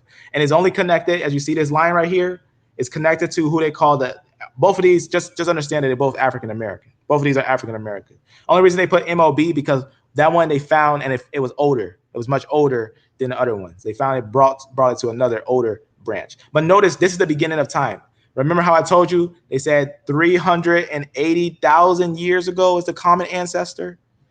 That's important to note. That's important to note. The reason why is because it's not connected to your other lines. It's not connected to A00.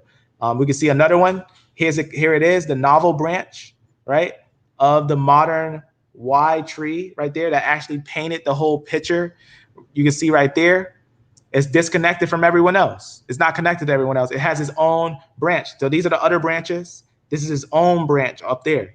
You can see right here, is just letting you know, previously known as haplogroup group A and haplogroup group B. It's not connected, nor does it bring forth haplogroup group A.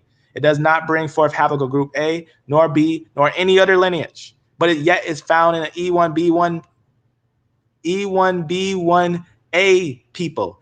You would think that's just a normal people, right? That E1B1A, they're just some normal people, but yet they're the only people where you can find this lineage of A00. How did they get there? How did that A00 get there only in these people? Watch what it says here. I'm going to show you something that's also very interesting here. In 2013, discovery of the previously unknown chromosome haplogroup dubbed A00, right, was announced. First found in Y chromosomes of an African-American male, right? He basically submitted some of his information and everything. And then they found it in what they call the MOB or MBO males right there. And then you can see right there a few of them out of 174 samples. You can see they found a small portion of it. Discovered in this division haplogroup group A00. You can see right there. And they'll say that it went all the way back. Just want to show you a little bit of history on that with these things. Now let's look at it again. You can see right here that's that MOB. It's just that it's older. That's why it says revised atom, because it's much older. And you can see that A00 is going to be found in them. And notice these are only in African American, and it says everyone else is over here. It's only found in this group, but everyone else is over here. Why is there a haplotype group that's found in one type of people and no one else? Here's their design idea. They're trying to put, they must have had some descendants. They must have a A000 and an A0000. Why not an A00000? But we obviously know that's a false narrative. They never found an A00. They never found an A0000. They never found any of those. They only found this one, which is that chromosome that's found in people. This is their idea, trying to make sense of it. They can't. It's impossible. This lineage is not connected to anyone else. And you see this big this big part right here? This is why they say Africans, right? When they say Africans, A0 and B, whatnot, they'll say those are Africans and they say these are non-Africans. Obviously, for the sake of understanding and clarity, this is actually going to be your common branches of your haplogroup groups, but the A0 lineage is impossible, and it has every single snap in it. That basically means if you take if they was to use that haplogroup group to match with anyone, it would match with everyone. That's what it's saying. That's what it's saying. It would match with every single person, yet it's its own branch of its own line that is not found in anyone else. And it's like that. It's that ancient. You can never change it. You can never alter it. It's in you forever. It's something it's established forever. It's important to understand, and it can't be passed on. It's one of those things that's just there. It's just right there. Also, look right here. This is another idea of it. This is the beginning right up here. And it goes, this will be the branch of your average haplogroup group. So you can see A, B, all those leaning onto those and whatnot. But notice the A00, not connected, nor descending, not even giving any other lineage. It's only one lineage and only one people that have this in them, and is a large portion of people that went into the slave trade. A lot of people that went into the slave trade are the individuals that I say, for the sake of understanding, based on the evidence here, that this is Aaron's line. This is Aaron's Y chromosome, because if you look at this Y chromosome, it reminds me of Aaron's staff. It reminds me of the time when Aaron took the rod and brought forth buds on it. For one person to have this haplogroup, understand this when I say this, it's impossible. It's impossible. It's genetically impossible, no matter the stretch of the imagination. It's impossible, because basically what it means is that they don't come from Ham. They don't come from Shem. They don't come from Japheth. They're a straight line created by God, and no one else is connected to them. And they only found the people that was sent into every nation and fell by the edge of the sword. And these are the same individuals the Bible talks about as being Israel. These are the individuals that are actually going to be the real Israelites. These are the individuals that we need to recognize that have indeed fulfilled the prophecies that were written of old. These are the individuals that, as people believe, an ancient man, yet don't know it is a sign from the creator of DNA. This is the people that we see today called African Americans. But in the sense, I want to go back up, and I hope in all assurity today, out of any day, that brothers and sisters will take all other charts and will consider the charts that I'm showing here and make these and bring these to brothers. And this is the line of Israel. So with that, family, I hope that this presentation was something that was good for you. We just climbed a genetic tree, and I want you to know that I feel glad that we are able to see this type of information as I feel knowledge has increased. So I hope that this was a very, very important message for all people to see. So, brother Genesis 49ers, if you can let them know. Actually, well, I'll take, if anyone has any questions, I'll take some questions, and then we'll touch on those questions if anyone has any questions. But that was pretty much it. And this note, for the brother, this should be in the description. This should be something that you see there in the description for the sake of understanding. I don't know where he's at, that brother. I don't know if he's still here. Actually, I'll look. What you need me to do, brother? If anyone got any questions, I'll look at some questions real fast, and we'll end at the 2-hour mark. All right, let me see. Let's see.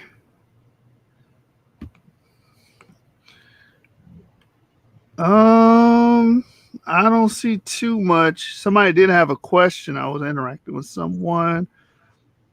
Let me go down.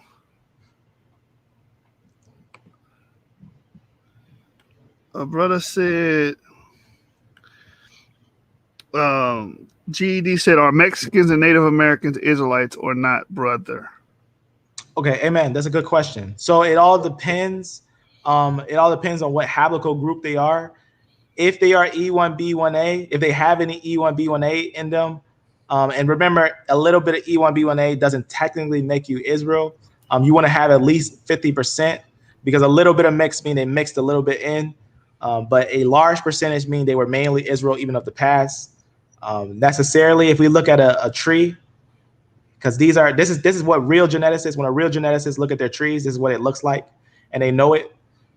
If we look at the tree, we got to look at what's that. Now, what you want to do is get a Y DNA test, and if you're any of these on the other side, right here, if you're, just remember this: A and B is going to be Hamites, A and B, except for A00. Except for A00, that's just named A00. It's not actually of the A lineage. Or D and E, I actually didn't show this yet, but D and E is actually going to be Japanese. Now, tomorrow, y'all willing, on my page, I'll go over this note again, and I'll go over the Japanese, as I didn't want to do that today, as the focus today was Israel. But tomorrow, I'll go over this whole note and go over the D and how that D is related with that, as the Japanese are Shemitic. Japanese people are actually Shem. They're actually sons of Shem. And different people like that, they're actually Shemitic. But if we actually look at some of the lineages of people, like for example, right here, anything after D and E is going to be of Japheth. Now, C, if you're C, I don't know if you're Shem or if you're Japhetic, because no one knows. No one knows at all. Even Dr. Nathan Nadan, he tells us, Nathan Jensen, he tells us that we don't really know what C is. We know where C is today, but we don't know where it began. Most likely, it could be Japhetic. As you can see right there, with that arrow, it might be Japhetic, but they don't 100% know.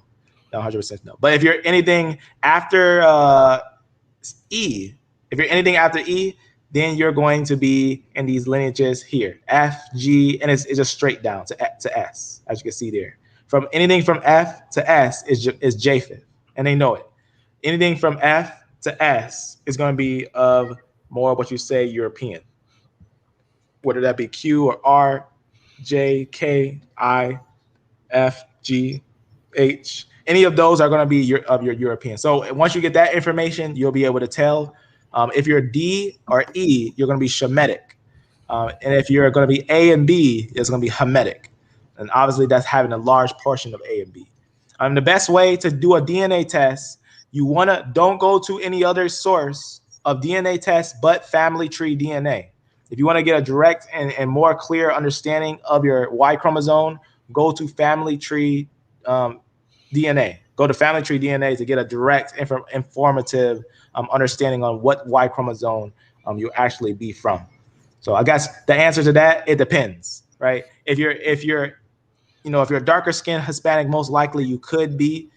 So just look at your genetics, but you can also have a light skin. You can have a light skin person that mixed with many females that were light skinned, right? Like if you mix with many Caucasians, but your father may have been originally an Israelite, and you mix with Caucasians a lot, your skin will show you to be light, but your DNA will show you to be Israeli.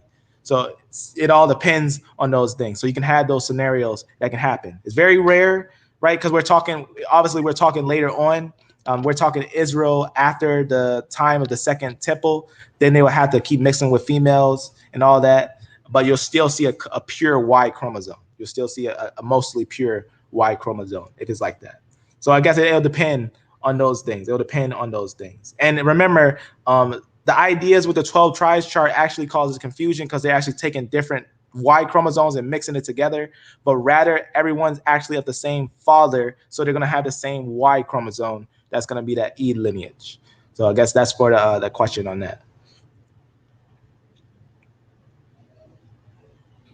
And this will be our brother here. He'll put it in the description, so you can download this and keep it. And this is going to be a note with all those sources that you can have, and you can keep it. You can keep this thing. And if I find anything else, I'll add it on here, so you can keep this thing, and you'll see it. It'll grow if I find any extra information. But this is the lineage that they say that the 12 tribes came from. As you see, if you're from one of those branches, right? If you're from one of these 12 tribe branches that they say 12 chromosome subgroups were observed. If you're from one of those 12, then you're of the 12 tribe, right? You're from one of the four mothers of the 12 tribe. You're definitely going to be of Israel if you have E1, B1A. But if you're not, then, as is, even in the sense of understanding, stay with Christ. Christ is the way. He's the way to salvation.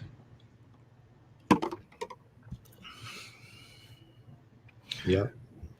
So if anybody have any questions, pose them now. Or saying any comments, let the brother know what was going on. That really pretty much was the only question that I see so far.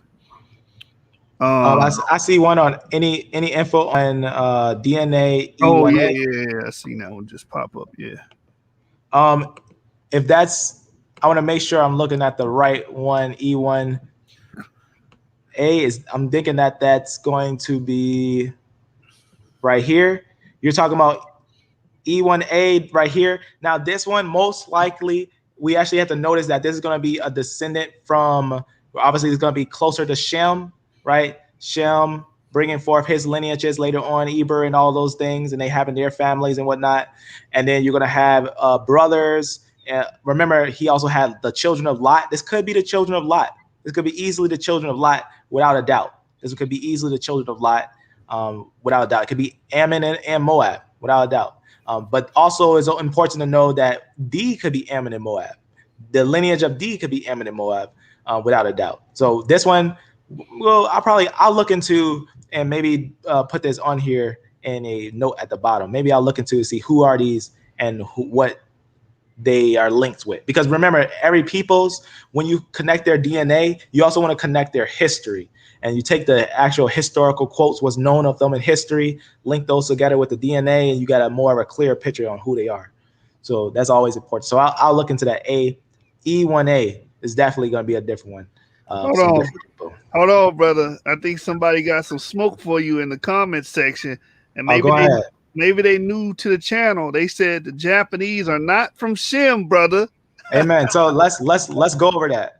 I'm glad he said that. So I actually got some information here. We'll go over that information right now. Let's take a look at who are the Japanese.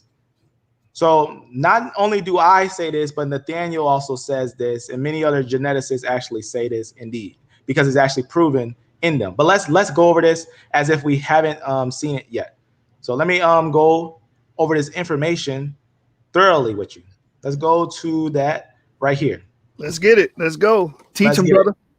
So here's a sub branch. This is how we can single-handedly know that the D lineage is connected to the E lineage. DE stems off and it makes D and E. See right there? From the DE lineage comes D and E. That's how they know they were connected in the beginning. Now, let's actually look at this right here. So I'm gonna show this video, 1441. This is a great brother, 1441. Right here. Shows his Hebrew. Let me show you what he says a little bit here. Now, this is going to be the Niger Jews. To the European masses, Simeon was surnamed Niger because he was black. What we are really going to find out is that Simeon was called Niger or nigger because he was from the Niger River, the same place you and your ancestors were picked up from. Yes. I'll come back to this. I'm gonna leave that alone real fast, but I'm gonna go to this for the direct understanding. Yeah, I'm about to say, brother, get to it, because what that brother just said was chronologically incorrect. There was no Niger River or Niger during that time. I just wanted to point that out. Okay, we'll talk. Okay, then we'll talk about that one too. Then, so this right here is going to be some ancient peoples. These are going to be some ancient peoples that have the D chromosome. These are going to have the D chromosome, and then we're going to look at some a little more deeper into it. We're going to look a little more deeper into it. So first, I want to show you what those people look like. It's an idea of what they look like. Get an idea of them. We're going to touch on the DNA of these individuals. We're going to get on the DNA of these individuals that you see here. So this is a certain group. Look at their hair. See what's going on there. They're just going through it. So some different things. Now I'm going to go back here, and because we want to get the meat of the product. Let's go here. Therefore, D is the line of Shem. Now this one, if I recall, this one right here goes over the history of the Asians and everything. This is a longer video. It's 15 minutes long, but they go over the whole history of how the Asians got there and a couple of things with them. I don't know if he's ready to sit here 15 minutes and see that with me, but let me go to a summary right down here. All right, so this is what it says about the D branch. It says the D branch near the DE split, the authors consider several possibilities, including, they say, forget about the origin, don't worry about that. It says deep rooting of haplogroup group D0, as well as recent calculated early vintage times for it and its parent haplogroup group DE, and it's just talking about some things, how it's connected. It's just letting you know that D is connected with E. Just understand it's extra confirmation, letting you know D is connected with E. I can also show you Nathan on that as well. But let's actually go to some deeper history. And now this right here talks about the migration. I don't believe in the outer Africa idea, but they do know that D came from E.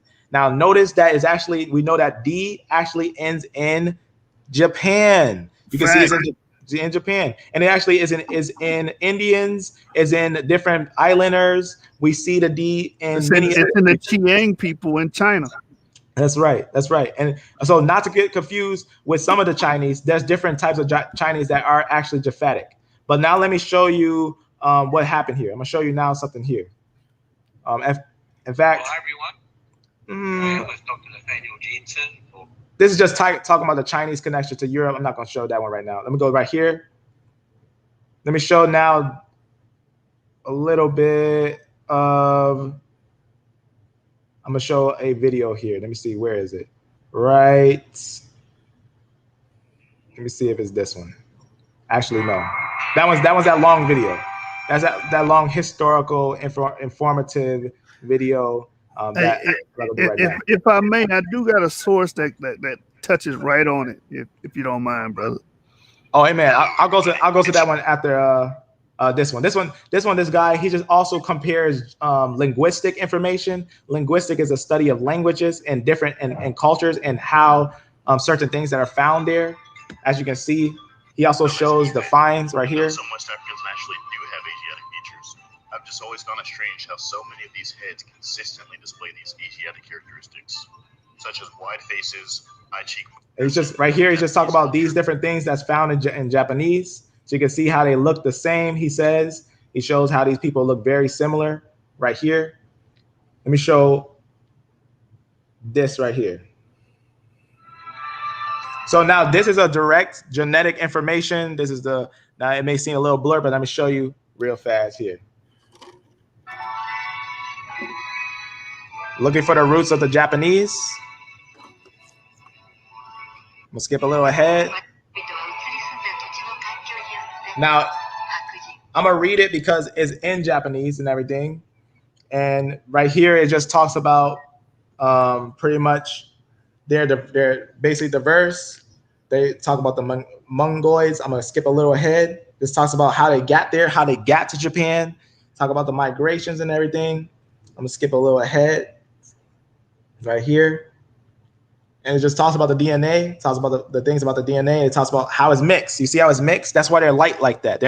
They wasn't originally, the way they look today is not how they originally looked. That's how their DNA looks. It's all mixed. That's actually a mixture. It says a mixture of many ethnicities. And right there, it just talks about that unique one. That would be that D lineage. Yeah. I'm glad. Pause that, man. You got to touch on that. That 40% of Japanese are haplogroup D. Yep, right there. Yeah. On that part right there, what you just seen, right here. This talks about the mixture and everything, and then it talks about the mix, right? That 40% and whatnot. I just want to go to a different because this one's Japanese, and that's more connecting with the long history, that 15-minute video with the history to it, because the history also is in connection with it. But let me show you this. Here's the people. These are the ones that have that D lineage. I'm gonna show you what they look like. Both of these have it. Both of these have the D lineage. Both of these groups. I'm gonna turn it up a little bit. Maybe they take English. Nope. Turn that down. So you can see right here, it's just talking about that 38% is the lineage that has the D in it. And they say the Anu people are connected to these ones. What's that? Andaman. Right there. The Andaman Islanders and the Tibeto turban people. Yep, you know them. Yep, these are the D lineage. They're connected. These are the same genetics. These have the same D lineage. They're connected. These are Shemitic people, and it's without a doubt that they're connected because they know that they have that D lineage. They have the D line. So you can see what they look like. Very similar facial features. Same genetics, meaning they came from the same source. They're going to be the same peoples for sake of understanding. Those are the original Japanese. What you're seeing there is the original Japanese. You can see what's going on. Obviously, a darker skin wasn't as desired as light skin. So you can see how the media went with that, how everything went with that. You can see the people, the Anu, right? So again, some visual understandings on them. They're going to have that D chromosome there. But brother Genesis, if you want to, you can show your video if you want on that for that clarity, for that final piece of clarity. Yeah, I got some literature. I want to say this. We got to stop making monoliths, and I think the brother made a monolithic statement by saying the Japanese are Japhet, because he said that's what he's going into. We understand. Well, I understand from my studies that you do have a mixture, like you said, it's a mixture of people. Exactly. So you do have haplogroup O, which would be Japhet over there. But what Lionform was pointing out is the D lineage, which That's has right. ancient presence in Japan, and up to 40% of Japanese carry it. He gave you a group, the Ainu people, that have it. So we can see clearly that they have a lineage that's related to a lot of African Americans because they come from DE like we come from DE. So let me pull this source.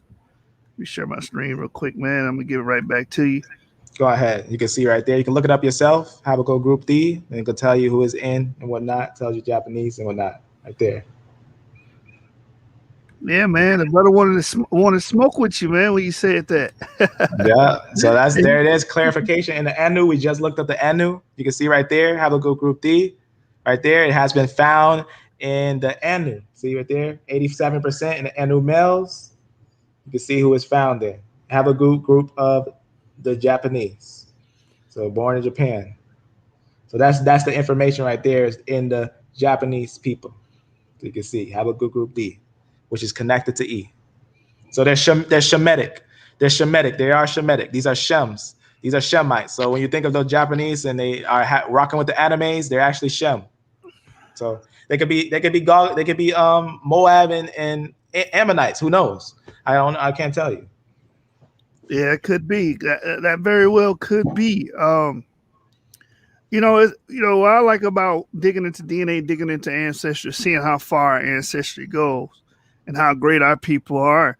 I just got to say it. Our people, if y'all played that, what's that game that came out on PlayStation 4, Ghost of Tsushima?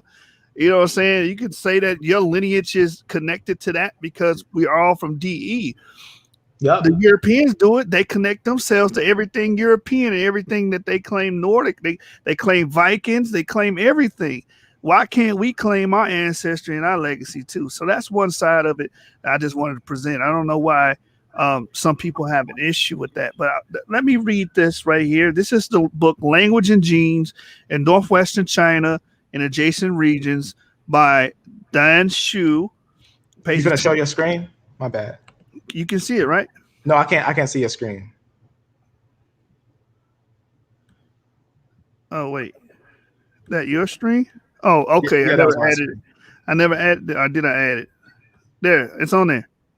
Okay, now I can see it. All right, so let's deal with the question again. He said they are not Shem, but they carry our DNA, and you're claiming that we're Shem. So that would make them Shem as well, because we all come from the parahaplogroup DE. So genetic legacy of the Paleolithic period. It says the migration history of haplogroup DM174 is most mysterious. By time we have known little about the origin and dispersal of this haplogroup. This haplogroup was derived from an African haplogroup DEM1. There it is. This is our ancestor. These are our ancestors that this haplogroup derives from. That's right. It just so happens to be a different type of Shemite, different branch, but it is Shem. Exactly. And it's associated with a short black Asian physical style. Haplogroups END are brother haplogroups. Let me read that again. Maybe the brother maybe he didn't catch it at first. Haplogroups END are brother haplogroups. While haplogroup E was carried westward to Africa by tall black people, haplogroup D might have carried eastward to East Asia by short black people. Haplogroup D M174 has high frequencies in the Andaman Negritos, the northern Tibeto-Burman populations, and the Ainu of Japan. That's right. It also appears at low frequencies to other East and Southeast Asian and Central Asian populations. A northern Tibeto-Burman population, the Bima D comprises nearly 100% of haplogroup E. This is in Tibet. Yep. There are three main subclades of haplogroup D, i.e. D1M15, D2M55, and D3P99, and many unclassified minor subhaplogroups. Haplogroup D1M15 is prevalent in the Tibetans, the Tangu Chiang, and Lolo, and also found at very low frequencies among the mainland East Asian populations. Haplogroup D2M55 is restricted to various populations of the Japanese archipelago. There it is. Come on, man.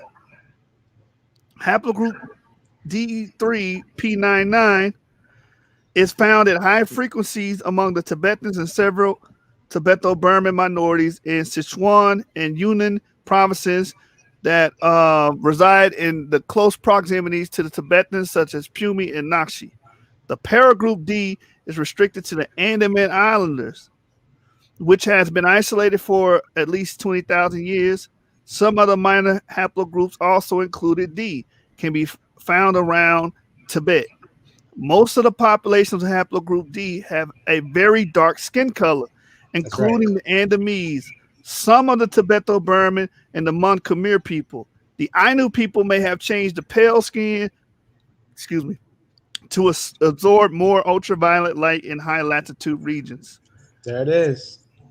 Go ahead, brother. Go ahead. You got it. So I wanted to touch on just that statement from Yahshua born 1991. If you born 1991, I'm born 1991 too. But I wanted to address E1A. If we look at E1A, there is no evidence at all historically that E1A are actually of the line of the Ishmaelites. They're not the Arabs. We actually find great evidence for the Arabs being E1B1B. Extreme evidence, obvious, deep evidence, large portions of evidence of E1B1B for the sake of understanding. But E1B1A, because I did see, like I said, I heard that some of the Facebook ideas where they try to make Abraham E1B1A, but that also causes great problems. If Abraham was E1, if Abraham was E1A, then there's a gap. They actually put a gap in the genetics because of the change and the updated chart of the E1B1A. It's important to understand it. That's why he can't be E1. He can't be E1A. He's not E1A. It's impossible for him to be E1A. Abraham's not E1A. We won't end up getting the 12 tribes. We won't get the 12 tribes by the time we get to Jacob. We just won't. If you keep on going from E1A, you're going to have too much space to Jacob. You have too much space for the sake of understanding. But we do have a clear understanding when we actually put him as E1B1 for the sake of understanding. If he's E1B1 P2, then it does fit. But E1A doesn't fit. Well, E1B for the sake of understanding. Making Abraham E1B doesn't fit. And then making Ishmael E1A doesn't fit. Because it's multiple problems with that. Multiple large problems with that. Extreme problems that you can find with that for the sake of understanding. But if I may, I just want to touch on that real fast because I will touch on the Facebook idea.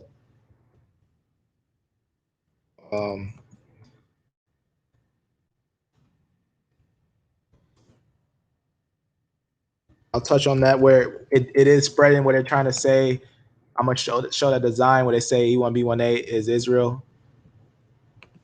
Let me just pull up that Facebook one that person has right here. This is that classic design, right? Many people seen that classic design. You can see, okay. So you've seen this design, right? Let's actually look at it, and I'll tell you, we'll look at it and see how it's wrong. Let's just start at E1B1 or E1B. Let's start at E1B. Obviously, what's the problem with this already? You need 12 tribes from Ishmael. You need 12, and there's no 12 tribes that come from E1A. There's no 12 tribes, but there's 12 tribes that come from E1B1B. There's 12 tribes from E1B1B. But there's no 12 tribes, and there's 12 tribes from E1B1A. That's 12 original branches in both of these. These are two splits and 12 different branches in both of them, right? Because remember it said about Ishmael, he had 12 as well. And you can see right here, they try to say Esau. But let's start at E1. Let's see if we're going to get this. And remember, this is older. Whoever this is, he's a doctor or whatever. But you can see right here, I'm going to show you something real fast. Let's go to it. Let's say we made Abraham this. What's the problem? These are brothers. This is not his son. That's important to understand. This what he already did right there is that is not his son. That is not his son already. You already got a problem there. That's not underneath him, bringing forth him, right? And if he made him E1, right? Because right here you can see you make him E1, Abraham E1. Let's make him E1. So let's make him E1. What's the problem there? Watch what happens here. Let's say this was Abraham. He's all the way back here, right? Abraham all the way back here. Who does he have? He has one of the sons. This is not enough to bring forth Ishmael, right? This is not E1 is not enough to bring forth Ishmael. But let's say this was Isaac. Okay, Isaac brought forth right here, who is going to supposedly be Jacob. Now, what's the problem? There's a gap. There's two gaps. There's a gap here. There's a gap right here and here. There's a gap. There's a gap here. So if this was Abraham, let's say this was Abraham, and this was Isaac, and this was Jacob, there's a gap right here and here. There's a gap there. Because actually, when they found A00, they know this is actually how it's formed. They know this is actually how it's formed. And there's 12 branches that descend off of here, from A right here.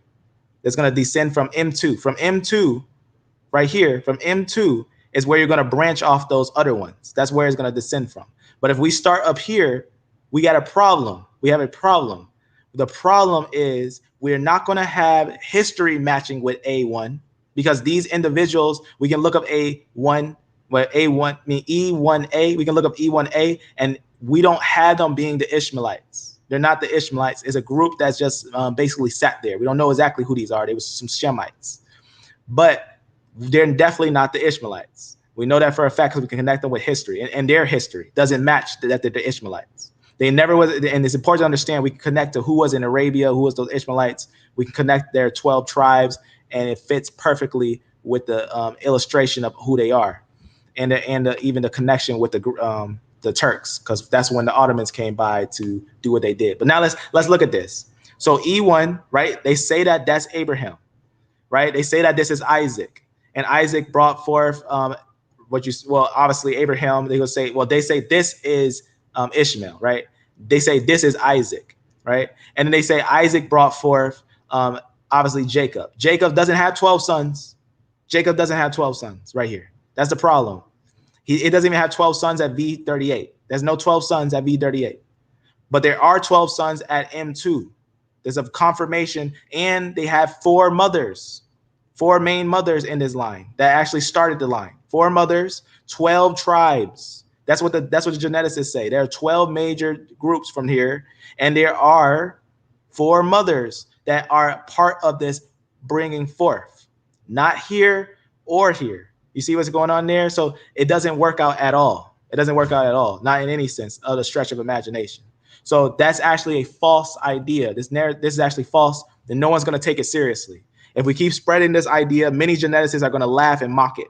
They're going to know that this makes no sense in any stretch of the imagination. They're going to be extremely it's just going to be a great disappointment trying to bring this to pass. This is not actually the real lineage. We don't even see anything like this. This design is not even seen. But we see this design if we make this actually E1A. If we make him E1A, then it works. And then he can be E1B1A. And then the next one can be E1B1A1, which is M2. That's important to understand. That's actually, and remember, they found the A00 that confirms this whole map. It mapped out every single person's final result. They don't need to update it anymore because they got the A00. All the haplogroup groups you see now, they're not going to change. They know what they have now because the A00 had everyone. A00 mapped it out. A00 was like a map. That's what A00 was. It brought forth the whole map, and this design wouldn't work. So again, one more time, you see how right here it says that Abraham is E1, right? Let's say Abraham was E1.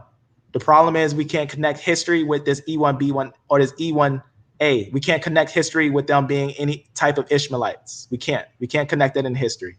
Right here, E1 also has E1B. That's going to be where you're going to actually see E1B. It's going to bring forth E1B1, E1B1, is going to also bring forth E1B1A. Now, the problem is E1B1A, as you see right here, this is actually going to be the problem is that E1B1A has a gap in the middle, 2 gaps in the middle.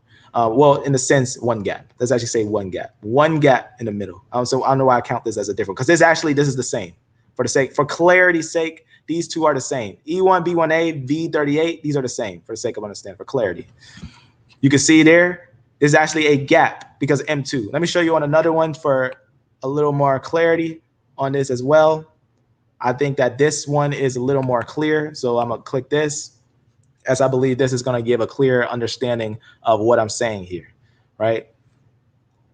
Obviously, you got a lineage before this. Maybe let me see if I got one with a farther, I believe I have one with a more further reach. I believe so. Oh, right there. Okay, so this E1 right here, let's say Abraham was E1. Now, here's the problem. If Abraham wasn't right here, he was E1, you would have a lineage of people that you barely see in the world do anything, right? They're kind of like off doing their own thing. You don't have a large historical evidence with, but you do have a large history with E1B1B, with Ishmael. And you see a large split in between the two groups.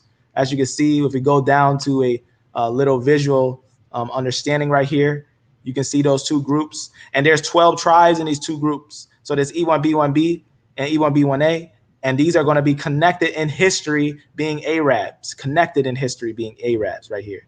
So you can see these group, and almost every Arab has E1B1B in it, right? Except for those that's mixed with the Turks. A lot of them, they are actually going to be pure Turks, a lot of them. Some of them are actually going to be mixed with that E-clad. And you can see that if you ever look it up. You can see that a lot of people will be mixed with that.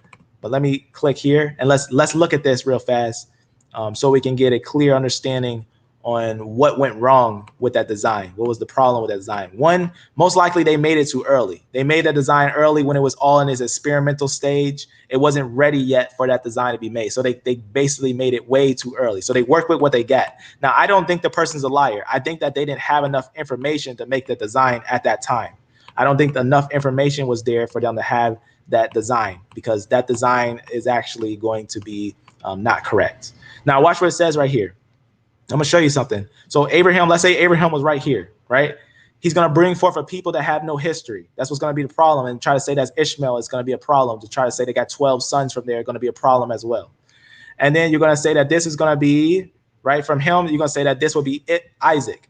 Now, Isaac is gonna bring forth what? And that's why they say this was Ishmael, right? They say this was Ishmael, and they're gonna say that this was Israel. Now, the problem with that is that one, this being Ishmael, this actually will connect with a lot of Arabic history. And we got to remember, though Ishmael mixed in with the, though Ishmael, for the sake of, or Esau, for the sake of understanding, bring forth Esau, though Esau did have mingling with different peoples, he didn't bring forth 12 groups, nor is his history confirmed as being Arabian, because remember, his male lineage is not going to change. His male Y chromosome is not going to change, even if he mixed with women of Ishmael. It's important to understand that. Now, we also got a problem over here. If this is if this is Abraham, and this is Isaac, and this is Jacob, this is M2. This is M2 right here. The problem with that is that M2 is going to break off to 12 branches. This is one branch that breaks off to 12 branches. And there's another lineage that's from here that's going to be a separate branch, though it's of the branch. Then we got to ask, what is this separate branch that's of the branch, that's its own branch, that is a private branch? But these branches are actually going to go and make 12 branches from here. This is a space between here. There's a space in between here. Let's look at it a little more detailed right here on the correct one. Let's look at a little more detailed right here, right? M2 right there is going to split off. Now note that M2. Actually, let's go to a more detailed one up here. Let's note that M2. I'm gonna go up here, and we can actually do it. We can open it ourselves if we want to. And actually, matter of fact, I'm gonna open up a family tree branch thing so you can see it also as I open it. Let me actually show you that on a family tree so you can see it being open right here. I have 2 of them right here. So this is one. I'm going to go to E right here. And this just talks about E, but I want to show you one where it actually brings them out piece by piece. So I'm going to show you this one, because this one's going to bring it out piece by piece. So this is, again, family tree DNA, more focused on the Y chromosome. With that A00, this family tree would not change. It would not change because that A00 confirms all peoples that ever existed, which is impossible, but yet it's there. Let's start this out. So we're going to branch off. Go down a little bit. Right? All right. And make sure I got the right one. The only thing with this is making sure these ones are what they are. So let me actually see what these codes are just to remind myself real fast. Looking at that Y chromosome of Abraham, right? Right here, just looking at these numbers, V38, M2. Sometimes they word them a little different because after this one, in fact, let me just make sure I'm not clicking. Actually, 47, that might be where I want to go. Yep, 47, okay. 47, this is what I want to look at. I want it to branch out. I'm going to branch it out like this. So 47, next going to be, I'm going to see if it's 177. So that's what we want to do. So let's actually put these back so it's clear. Okay, so this is how it breaks off. And then next is going to be 147. And then 177. And now this is going to be your 2 branches. Let's go right here. Actually, let's go to this one right here. So it's going to be your E-clad. So now we have 77, right? Then next is going to be 79, right? Well, in a sense, after right here, because this is going to be going from here. And then you're going to have your M2. Now, this is all I wanted to see, to be honest with you. M2. I want you to see M2 because that's where we're going to break off at, right? M2 right there. That's going to be Jacob. Now, remember, they're trying to say they're further back, but here's M2. Now, watch what happens at M2. Watch what happens at M2. If we open M2, we can see it's going to have different branches.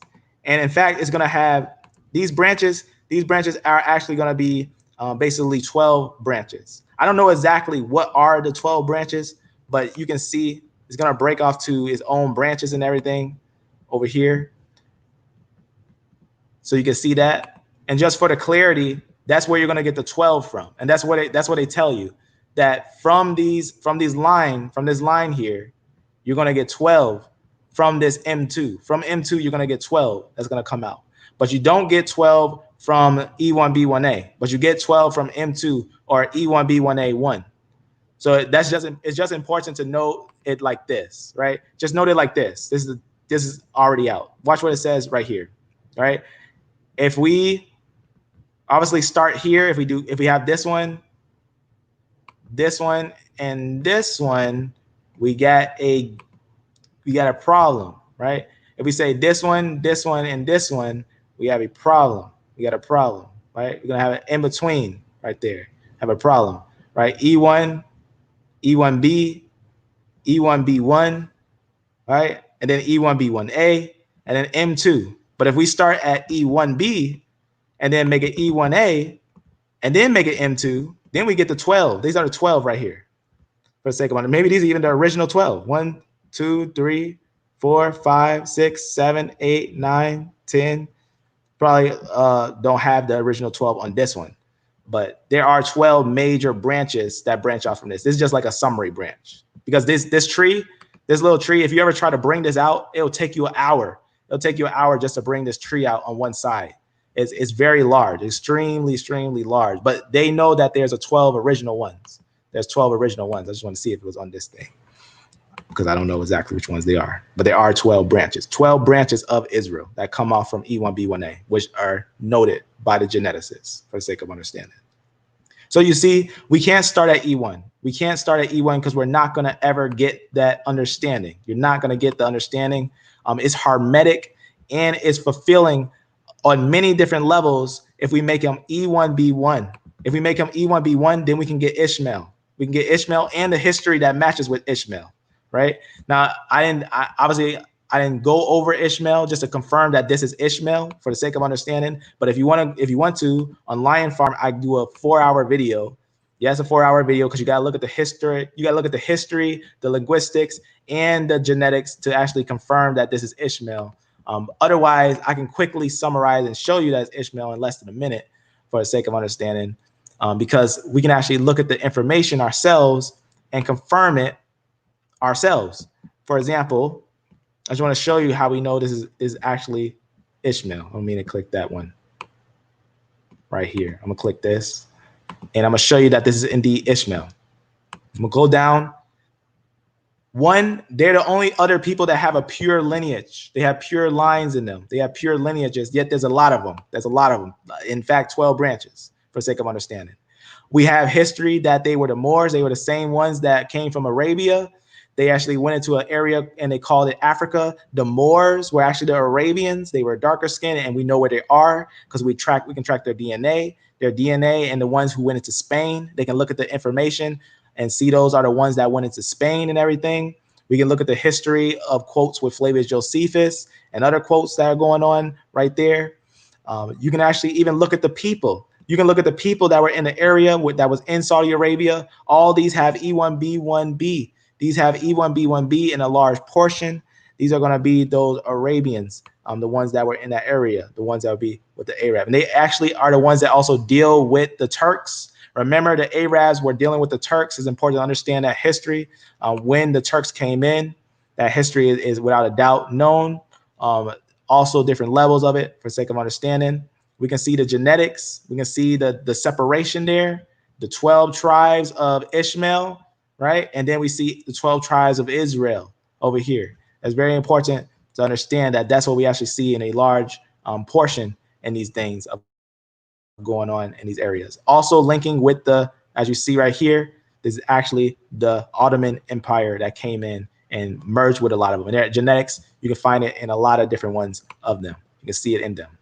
So that's that, and that's who they are. They are actually going to be the Arabs. If you want to see a more clear and more deeper study on these things, I actually go over that on Lion Farm, and I'll just show you quickly what it looks like, what that video looks like, just for the sake of understanding. On Lion Farm, I actually have a summary of that right here. So on Lion Farm, I go over a lot of genetic information, a lot of things like that. I debunk the out of Africa theory. I'm making an animation of the Bible with the Y chromosome. So as the people move, you can see the Y chromosome is really interesting. If you want to get a chance to see that and help me out with that as I'm working on it live so everyone can see that all the information is identical with what people know. And you can, right here is the study, right? There's, what's his name, Diddy, or whatever his name is. And you can see that he's actually E1B1B because he's a Somali right there. They are the Ishmaelites. This is what, and it's actually have a playlist right here where I actually go over these things, Synthetic Sunday, and I go over a lot of historic and genetic things. I also go over prophecy and different things like that. But obviously, this is my second page right here. My main page is actually going to be a different page for the sake of understanding. For clarity, I actually have a different page, which is going to be actually right here. But that one I never went. I just basically start recently going over genetics for the sake of understanding, as I did look into the things that people were bringing out, but it didn't make sense. I'll be honest with you. The previous design, like I showed you, that it makes sense. So that's why I had to go about it myself. This is my other page of going over prophecy. This is just prophecy and everything. I go over the Ashkenazi idea and stuff like that, and looking over those things, and we confirm that that's obviously the Ashkenazi idea is false. The Ashkenazi aren't the Judeans. It's impossible. It's more impossible for them to be the Judeans. There's no genetic evidence at all, even of a 12 group, nothing in their Y chromosome. None of it makes sense. None of it makes sense at all. It's the most mumble jumble mess of anything for the sake of understanding. To even go into it, to even for people to even say that they're Ashkenazi is just crazy, looking at the genetics. But this is that note right here that goes over that. So on Lion Farm, I go over that. It's 4 hours because it's 2 notes. This is one part. This is part 2. But there's another part that I actually go over. I actually don't know what's on that, but it's another note. And the notes are in the description of that video. The notes will be in the description of the video. I'll go over the historical information, the actual origin of the name, the origin of the name. I go over Ishmael. I go over the origin, what happened with Ishmael and where he went and different things like that. And I talk about the Moors, that Moor actually means Arabian, or it can mean someone of dark skin, but usually for someone who's the Arab stock. That the Moors were Arabs. I go over where is Arab, what is an Arab, and what about the Turkification that happened in that time, and how we know that they're the people, because that's how you know who peoples are. Usually when you see genetics mingling together, these 2 different types of genetics, that's usually a reason why these groups are mingling, because they were actually pushed down more into Africa. The people, original people of Arabia was pushed out of Africa because it was dominated by the Turkish peoples. It's important to understand with that thing. We can even look at a lot of peoples, the Arabs, we can see their genetics. Either they have a always, they either have a high J, that's either what they have, either a high J or they have a high E. This is a list. You can look here. Here's a J and here's the E, E1B, 1B. Either they always have a high J, like this one got a high J, right? Or if they have a low J, they got a high E. You can see right here a high E, and these are the Arabs, high E, 1B, 1B. You can see right here low J, high E, low E, high J. You can see right there, they're always, because they're mixing. You can see low E, high J right there is always like that, because that J is the Turkish when the Turks came in there and started merging with them. We can see that with a lot of the Arabs in that area. A lot of Arabs have that mixing going on there. You can see what's going on here.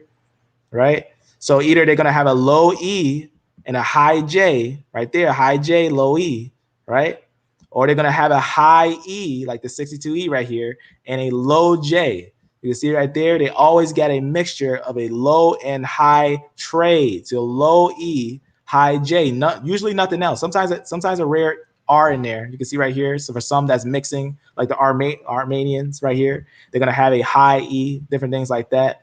But they're not going to have you can see a large J in a lot of them, but they're not going to have a lot of other stuff. But they mix with some of the Europeans, because that's going to be the Armenians, more mixed with your Caucasus Mountains, more mixed with the Caucasus over there. So you're going to see a lot of J's and E's in them. So some pure J, right? These are your Turks, right? Your Dargans. These are your real Turks, right? You can obviously look at them and tell that they're Turks. As you can see, well, this obviously don't have a picture here, which it should have. Actually, I think right there, I'll just copy, just show you these people, what they look like. They look like Russians, pretty much. In a way, they look like Russians. This is what they look like. Obviously, these are Turks. These are Turks right here, J lineage. These are your Turks, right? Those are going to be your Turks. But let's look at a high J. Let's look at a people with a high E, right? That was a high J. I'm going to go to a people with a high E, right? What is a high E look more towards? Here's one up here. Now be careful of the so-called Samaritans. Be careful of those DNA tests are corrupted. Those DNA tests are corrupted. It's false. If they try to tell you that someone with 100% E and another one who's a Samaritan with 100% J, is false. Be careful of their false tests. A lot of that is false. Be careful of those things for the sake of understanding. But let's click this one. This one has a higher, I don't know if it'll give me the direct people, to be honest with you, because some of them have a high E. I'll just show you an example of someone with a high E. Somali, right? You just put Somali people. They have a high E. These ones have a high E, and you can see right here, these are actually the real Ishmaelites. These are the real Ishmaelites, the original ones. And you can see where a lot of them are at. Right there, the Arabia Felix. Remember, they left the Arabia Felix and they went into here. That's actually what happened. A lot of them, either they got a high J or they got a high E. These are real Ishmaelites. These are the real Ishmaelites. You can see they got a distinct look, right? They have a very distinct look. You can see They almost look like the classic African American, but they have their own look. They have their own look, very distinct look. And there's 12 tribes of them. There's 12 different groups, 12 different branches that they come from. And remember, that said about Ishmael. And we see that that is evidence of the Ottoman Empire's effects on the land. J is going to be from the Turks. E1B1B is from Ishmael. I mean, not Ishmael. Yeah, Ishmael, for the sake of understanding. So you can see that just for a clear understanding on those things. Here's another idea. You know, got the higher ones over here, just seeing some of those. Another idea of it. And you can see just some branches, right? This one is more R1A. This is just R1A, just talking about Turks and everything. And their lineage is actually going to be J. And sometimes you see that R in there, which is going to be more your European and stuff like that. We also find that in different peoples, but that's just obviously for the sake of understanding different levels of things, different levels for the sake of understanding. But that's what I found. If you see that 4-hour video, you'll see also the historical evidence, the linguistic evidence, the genetic evidence all together at once. And it's going to confirm to you that indeed, for without a doubt, the Moors were Arabs. The Moors were Arabs, and we know where the Moors were at. And they were the same people for the sake of understanding. And we know that because they said it in Spain. They said they were kicking out the Moors, who were the Arabs and all that stuff. These are going to be your high E. That's your high E over there, right in this area. That was in this area, and they were kicked out. That was when the Islamic conquest was mostly pure. But then, obviously, being kicked out, they stay in these areas. These are going to be your real Ishmaelites. So that obviously this doesn't work out. This design, it brings confusion to history. It's not right. It's just understand it's not right at all. We got a lineage that does tell you that 4 mothers, that Israel came from 4 mothers, and it's another lineage that tells you there's 12 originators from there. And that's what you see. You see exactly this in the genetics. You see 10 tribes, right? Just like how we seen at the right stopping point. You got to stop at the right point, right? You got to stop at the right point, not here, but here. This is the last son, and then the 12 comes from him. That's important to know. And that's what we just confirmed when we actually went over the information, right? And as we just seen, one more time right here, you can see, remember how I said the X can change the Y chromosome and everything? And we can see, I'm just read this one. We can see right here, we get exactly this map, this exact map. Maybe I'll put the numbers on them, just on that. But let me show you right here. Let me actually go up a little bit and click this. Let this load in real fast. And then I'm gonna show you that they're from M2, even from the E1B1, from the E1B1 group, for the sake of understanding. It lets us know of the possible 17 haplogroups, 12 were observed in complete data set with haplogroup E1B1A model. So 12 groups in the E1B1A model, 12 groups in the E1B1A model is what it's saying there. You can see right here, it talks about those 12 groups. So 12 Y chromosome subgroups were observed. Most of the individuals belong to the 4 sub-haplogroups. That means these 4 branches that branches out from those 4, bringing forth the 12 tribes of 4 mothers, right? 4 mothers. That's actually going to bring that. And that's why those change. That's why the Y chromosome changes, because of the X chromosome. A recombination only on the ends of the Y chromosome, but 95% of the Y chromosome remains the same. And remember, it hasn't changed for 2,000 years. It stayed the same. So it's not like another mother can come in and change anything. So we see the exact design, right? From the M2, from Jacob, we get 4 mothers, the four main branches, and then we get 12 tribes from them in total. We get 12 tribes from them in total, right? So we see that from them. So you can see out of the most likely 12, it says 12 originated from them, right? 12 originated and from the E1B1, just for the sake of clarity for that. I'm gonna close that. So we get 12 from M2. So if we go up and look at it, right, one more time for the clarity, just to bring it home, right? It's not E1, but it's E1B1, P2. And that brings forth Isaac, which is E1B1. And that brings forth M2, which are all verified ancient DNA that no one has today. All these are confirmed ancient DNA that no one has today. E1B1A M2 is where the 12 breaks off from, right? That's why I showed you that picture from right here from the right family tree DNA. Remember how they said what they said, right? They'll try to connect you to M2, not any other one. They're not going to connect you to a past one, but M2, right? Just that final verification right there. See, thank you. Zoom in a little bit. I don't know why I can't do that or zoom down. That's why I like to use the phone. Zoom out and then just look at it like this. All right. Let me just go up a little bit so I go to the middle.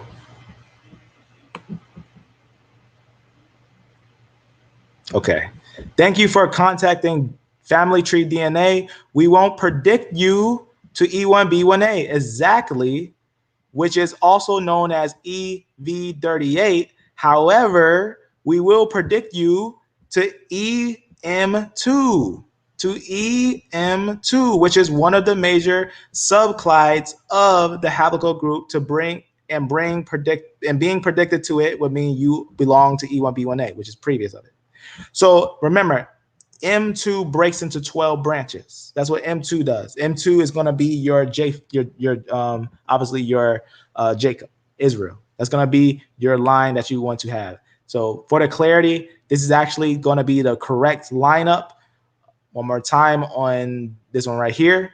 Here's your correct lineup. It's going to be E1B1 P2, and then it's going to be E1B1 V38, and then it's going to be your E1B1 M2, and that's where you're going to get your 12 from, right? And that's the only way that it works out. You even get your sons of Ishmael.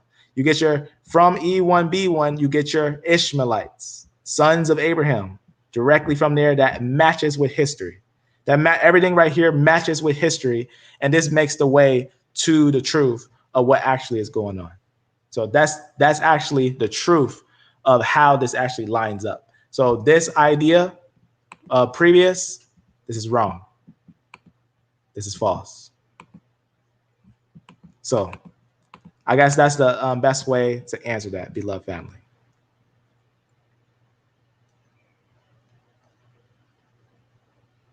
Yeah, be careful. J is a mix. Remember, they are not mostly J is because J is a mix. For the sake of understanding, for clarity, I don't want to. Do I have to show a? Let's go over. Let's have a geneticist give the answer. You may have missed a little video I did previously with the brother here, but let me show you real fast, just for the sake of understanding, as I do this for the sake of truth and love of Israel, for the sake of understanding, as I don't do this to shame you at all. I do this so that you can have clarity of truth for the sake of understanding. I have to stress that point, that I want you to understand that I'm giving this to you because all I care about is truth. I don't want money. I don't want my name. I don't want none of that. I want you to understand that truth has indeed manifest in this generation, right? Has indeed manifest. But let me show you. Here, I'll show you a geneticist that gives you the information of who is J, right? Who is J? We can also see that he also will slowly and surely start to say who is E. But I'll show you who is J. I'll show you right here first.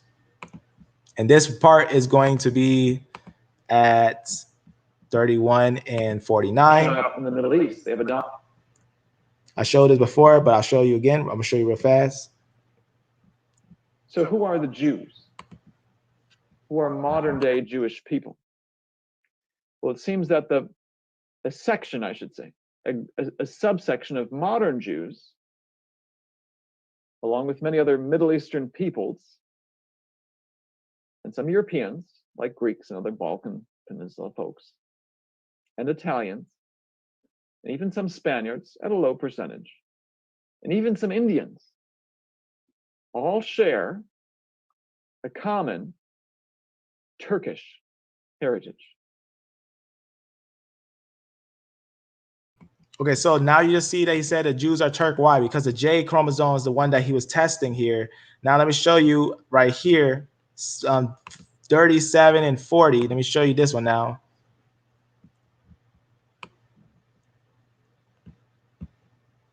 37 and 40. Geography of the Ottoman Empire overlaps very well here.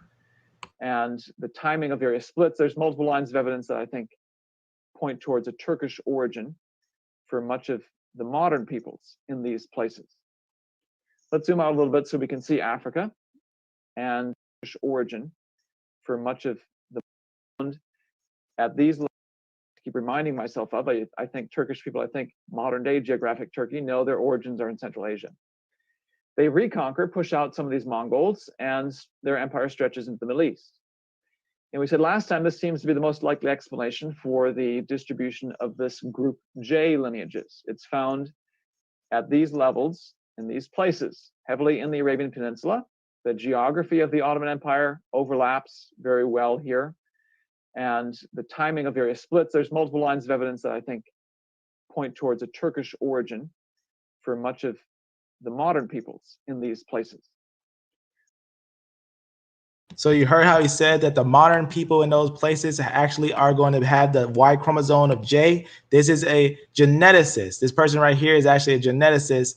One more, let's look at this one. Let's look at this one now for the sake of understanding. Let's actually look at 2718. Let's go to 2718 right here. Let's see what he says here. As you march downward to the modern era through the tree. In 1800 BC,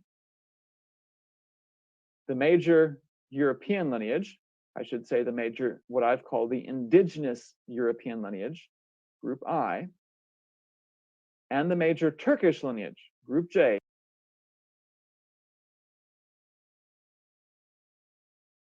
BC, the major European lineage, I should say the major, what I've called the indigenous European lineage, group I, and the major Turkish lineage, group J, are one.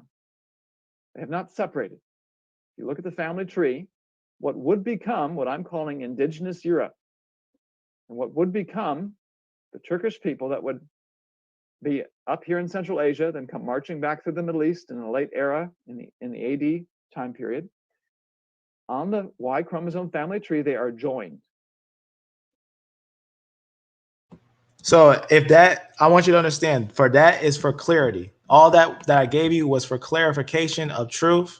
Understand the J lineage is the Turks. That's not going to be the Arabs. It's not the Arabs. The Turk lineage merged with the Arabs, which is E1B1B, which we see that evident in the genetic information, which that's what I just showed you on that scroll down. If either they're going to have a high J and a low E, or they're going to have a high E and a low J. That's what we're going to see, because they've been there for 14,000 years, or 1,400 years for the sake of understanding. 1,400 years, 1,400 years were they in that land. It's very important to understand, maybe even earlier for the sake of understanding. But they were actually merging together and converted to Islam, the same way the Jewish Ashkenazi people converted to Judaism, right? They converted to Islam as the other ones converted to Judaism. You notice a lot of people converting, right? You got a false image of the original Egyptians. That was a whitewashing that was going on. That's what actually happened, to be honest with you. That's the only way to put it.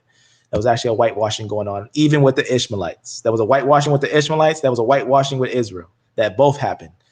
How ironic is this thing, for the sake of understanding? But yet this had happened. This thing had happened because of these conquests that had happened over here. And only is this information coming to life. So this is the only way. This is the only way. From Abraham gets the Ishmaelites. From Abraham gets the Ishmaelites. And then you get Isaac and Jacob.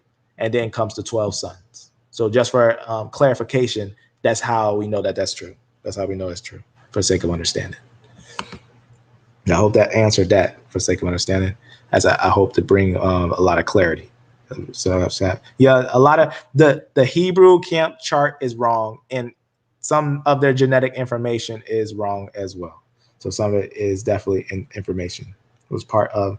It's possible. It's possible that some of those. It's possible that the E1A could have been taken in the slave trade. It's possible to have some of those taken there. It's definitely possible, because remember, Africa is a mingled. It was mixed a little bit. Not that mixed. But definitely a little mixed. I just wanted to see how everyone's doing on that. Let me see. I don't know if you still want that answer. If E went to Africa, yep, that's right. Exactly. And we find E in the Middle East. We can't deny it. E1, B1 is ancient DNA that we find in the Middle East, and they know it. They know it for a fact. They find it in the areas where Abraham lived. Abraham lived in those areas, even up to the Euphrates. Remember, he went to some of the areas up there. We have those evidence, and we know those things had happened. Yeah. What website? I want to know what this one is for. Which website I was using. We got caught in the slave trade. So yep, some of A and B got in the slave trade. Not much, because they wanted a certain stock of people. They wanted the people that was intelligent enough to do some of the works they did, like build the White House, stuff like that, all types of things like that. They wanted quality workers for certain works, certain things that they wanted. But that's one of those things that's important when it comes to that type of matter. And if you know, through the what they call the Arabic slave trade, few people know this, but a lot of the A and B, the males were killed. If you know about the Islamic slave trade, a lot of the males in the Islamic slave trade was killed, and a lot of the females was taken and became concubines, a lot of them.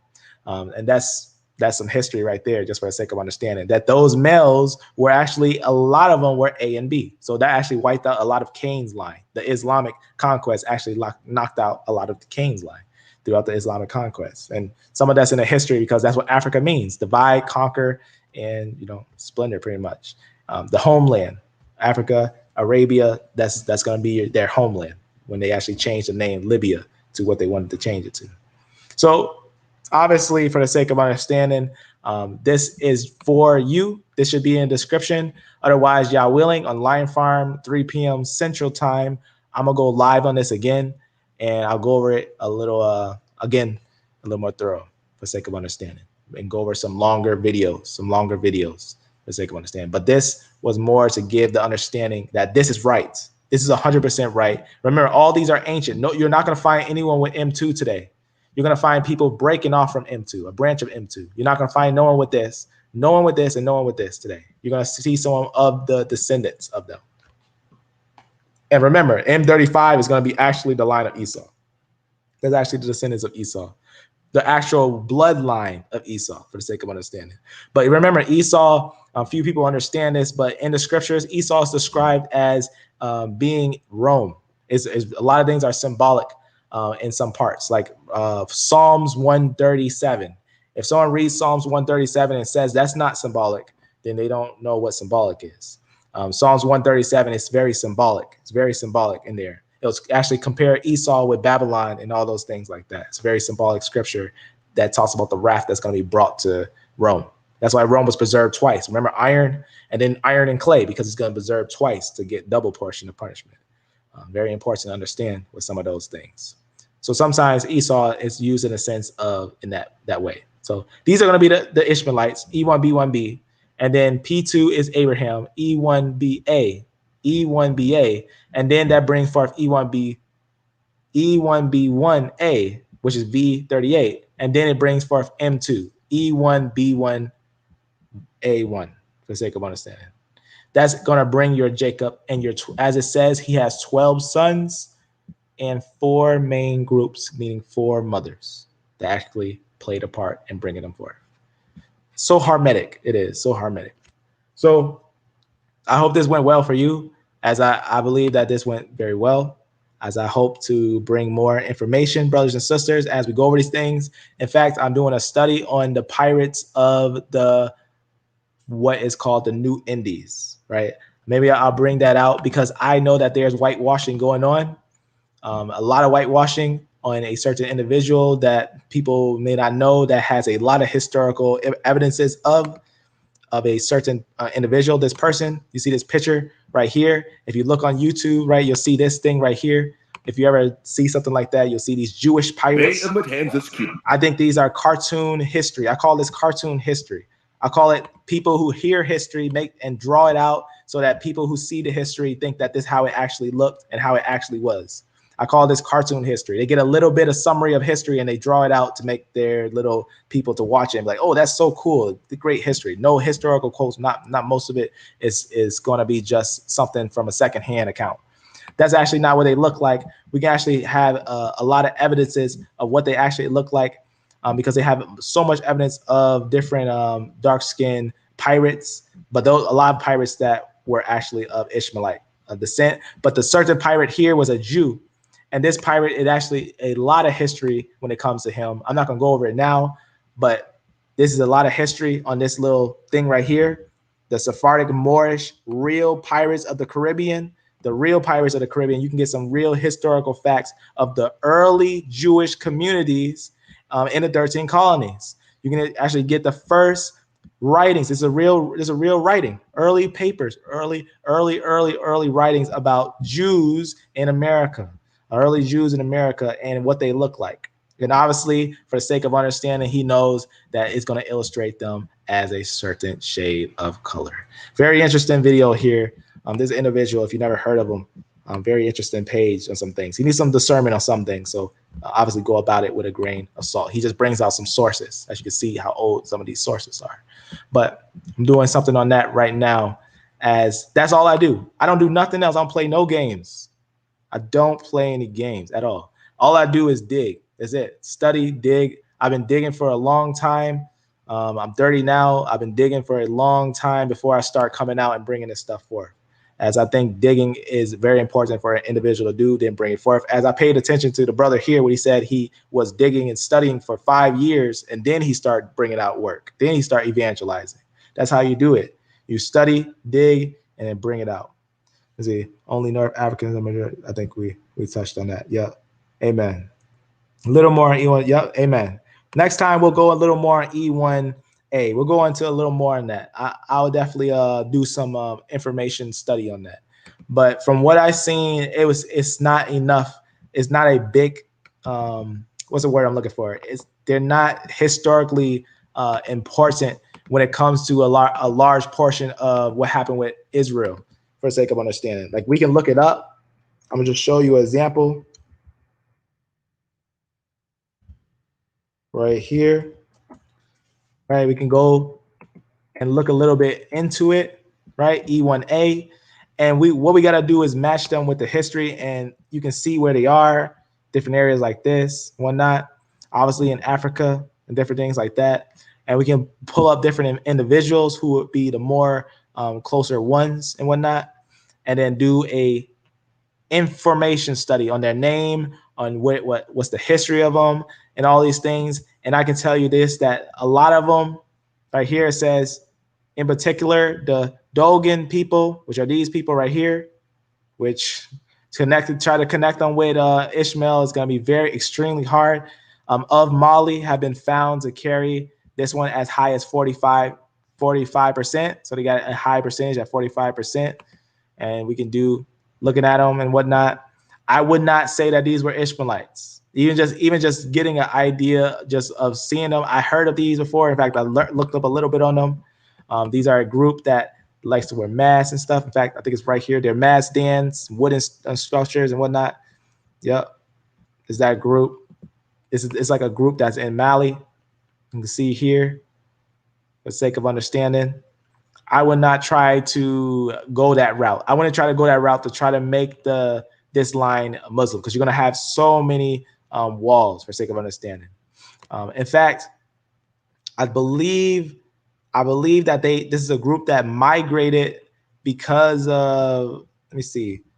I just want to find something here. Something with Islam, something that happened with them in Islam. I believe they migrated and moved because of Islam was coming around. Let's see. It says, let's talk about Islam right there. But these ones, I remember them moving from Islam. They was basically going through it or something like that. It says it is often difficult to distinguish between pre-Muslim practice and later practices, but Islamic law classified the Dogon and many other ethnicities of the region, Maasi, Gombo, Bumbo, all these, as being the non-canon Darhub. I don't know how you say that. And let me actually could like, let's see. Islamic law, the major division of Dar al-Islam. Some people probably know what that is for the sake of understanding. It just talks about Muslim government, Darhub, the non-Muslim land ruled upon acceptance.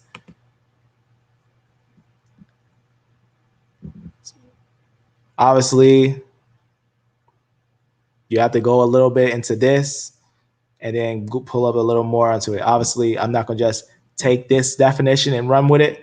I would rather look it up on the actual, look up actual definitions of the Ode for the sake of understanding. But it looks like they wasn't part of Islam. They actually, if I remember, they were running from them. Other oral histories place the origin of the Dogon to the west beyond the river Niger. To tell of the Dogon coming from the east, it is likely the Dogon of today are descendants of several groups of diverse origin who migrated to escape Islamization. There it is. It talks about how they escaped Islamization. These weren't the ones spreading Islam. They were running from Islam. These were some of the group that was trying to escape Islam, not trying to spread it. But you can see actually Islam actually began from the original Arabs, and then the Turks took in Islam. It's important to understand that Islam, the original Arabs were the ones spreading Islam, but these ones were not. Oh, they were actually, and apparently the Arabs considered them fair game. They feared them fair game for raids and stuff. So basically A1 is just a people that's a different people that's not considered the original Arabs for the sake of understanding. Because I remember them not actually being part of the things. They were actually part of the people who was killing them. These jihadic expeditions formed themselves to force the Dogon to abandon their traditional religious beliefs for Islam. So they were actually being converted, and there was a people that was actually outside of the originators of Islam, which were actually the original Arabs. So this is actually a different group. So this just shows you the genetics that they're not part of the 12 tribes of Ishmael. So this is actually important to understand that this group right here is just evident itself that E1A was more of a group of other Shemites, being from the family, probably more closely related to Abraham, but not of Abraham. That's very important. They're not of Abraham, but they are closely related to him. Because remember, even moving it back, you'll make it even more worse, right? Even if we move it back, like for example, let me actually just make sure we stress this for the sake of understanding. If we try to move them back here, we're moving them further from here. We're moving them back two. These are two spaces. You see what's going on there? This is one space. This is another space. If we move Abraham to E1, we move them back two spaces. You see what's going on there? Not one space, but two. You see what's going on there? Because this one's going to bring forth this, and then it's going to bring forth this, for sake of understanding. Or else we got to go and not just make Abraham this, which will make him a brother to this, but we have to make him this. That would bring us back two spaces and not get us to Jacob. Because remember, it said, remember what I showed you how family tree will trace us to M2, right? That's important to understand because these are ancient. All these are ancient up to here. And then this is who we are of the 12, right? That's important to understand. So Abraham is not here. That would not work out. So that these are, just for clarity, these are someone who from Abraham must be a different branch from Shem. I can't tell you exactly who, but they're a branch from Shem. Because remember, it could be Moab and Ammon, right? Because it could easily be that, easily, without doubt. But though J, I think D might be more Ammon and Moab. But for the sake of clarity, obviously these ones would be from the line of Shem, somewhere before Abraham's time, someone breaking off a branch and then being of the line of Shem. Because remember, Shem there's other people who are Shemites. Not just, when we say Shemite, we're not just saying Abrahamic. We're actually saying people of the line of Shem, and that's different branches, multiple different branches. When you look at a family tree of the line of Shem, is large. It's large, a lot of different branches from Shem. So there's other peoples that could be from Shem, without a doubt, no doubt. So obviously, when stuff was going on in the land, they probably was moving downward, and most likely moved downward. And they also settled in Africa, as Africa looks like a nice land. It looks like a nice land. I wouldn't mind just living in Africa. You can see there's a place that a lot of people live, right? But obviously, Abraham starts here because moving it back to does no one a favor. it actually confuses the matter on many levels that many geneticists will know would be laughable. So that's why Abraham is not here, but here. Abraham's line is actually starts here, and then he has him, and then he has him. And then that's when the 12 it comes. And just for the clarity on that. But these ones are people who were actually persecuted by E1B1B. Those are people that were persecuted by E1B1B and actually written down as fair game to hunt. They were written down as fair game to actually hunt after. So just for clarity, I guess a little history, fast history right there, as I know a little bit of it. So I guess that helped bring a little bit forth right there. So I guess that's a little clarity with there. So with that, family, I hope that this note is going to be in the description. And what I just showed you is this is airtight. This is airtight. You see that this is airtight? This is an airtight study that you're seeing here. And there's no other way about it. And the geneticists know it. And it brings forth 12 tribes, right? It brings forth 12 tribes from this line. Yes, you can say that. You can say from Jacob brings forth 12 original tribes. You can say that without a doubt, that this brings forth 12 original tribes. And you can also say that they come from 4 groups, which is involved with the X chromosome, right? The change of these SNPs. These are called SNPs. SNPs is basically the change of pretty much what you see right here. These different things, there are different SNPs, different lines as they keep on going and going and going and changing. SNPs are more older. They're more stable. They're not like STRs. STRs are more recent. They go up to 500 years in the past. STRs are just 500 years in the past. SNPs are of ancient. SNPs tell you things of ancient time that gives you a little more understanding on that. But right here, as you see, it's going to have a note with a lot of meat in it, a lot of meat. So I just want to show you that it's airtight. This thing is airtight for the sake of understanding. As I'm also in the medical field, this may not be my field of expertise, but I'm used to this type of information, this type of studying. It is not something that I am foreign to. This is something that I am very familiar with. This type of information, this type of studying, it's not something I'm foreign to. That's why I wanted to bring this out, as I felt like I needed to contribute to the Israeli cause, to the people and who they are. So that's what this is me bringing something that is airtight and is verified with, as you see, family tree DNA, that this is what you actually see here, as well as the other sources showing you that indeed Israel has 12 that comes from him, right? 12 that actually comes from the line of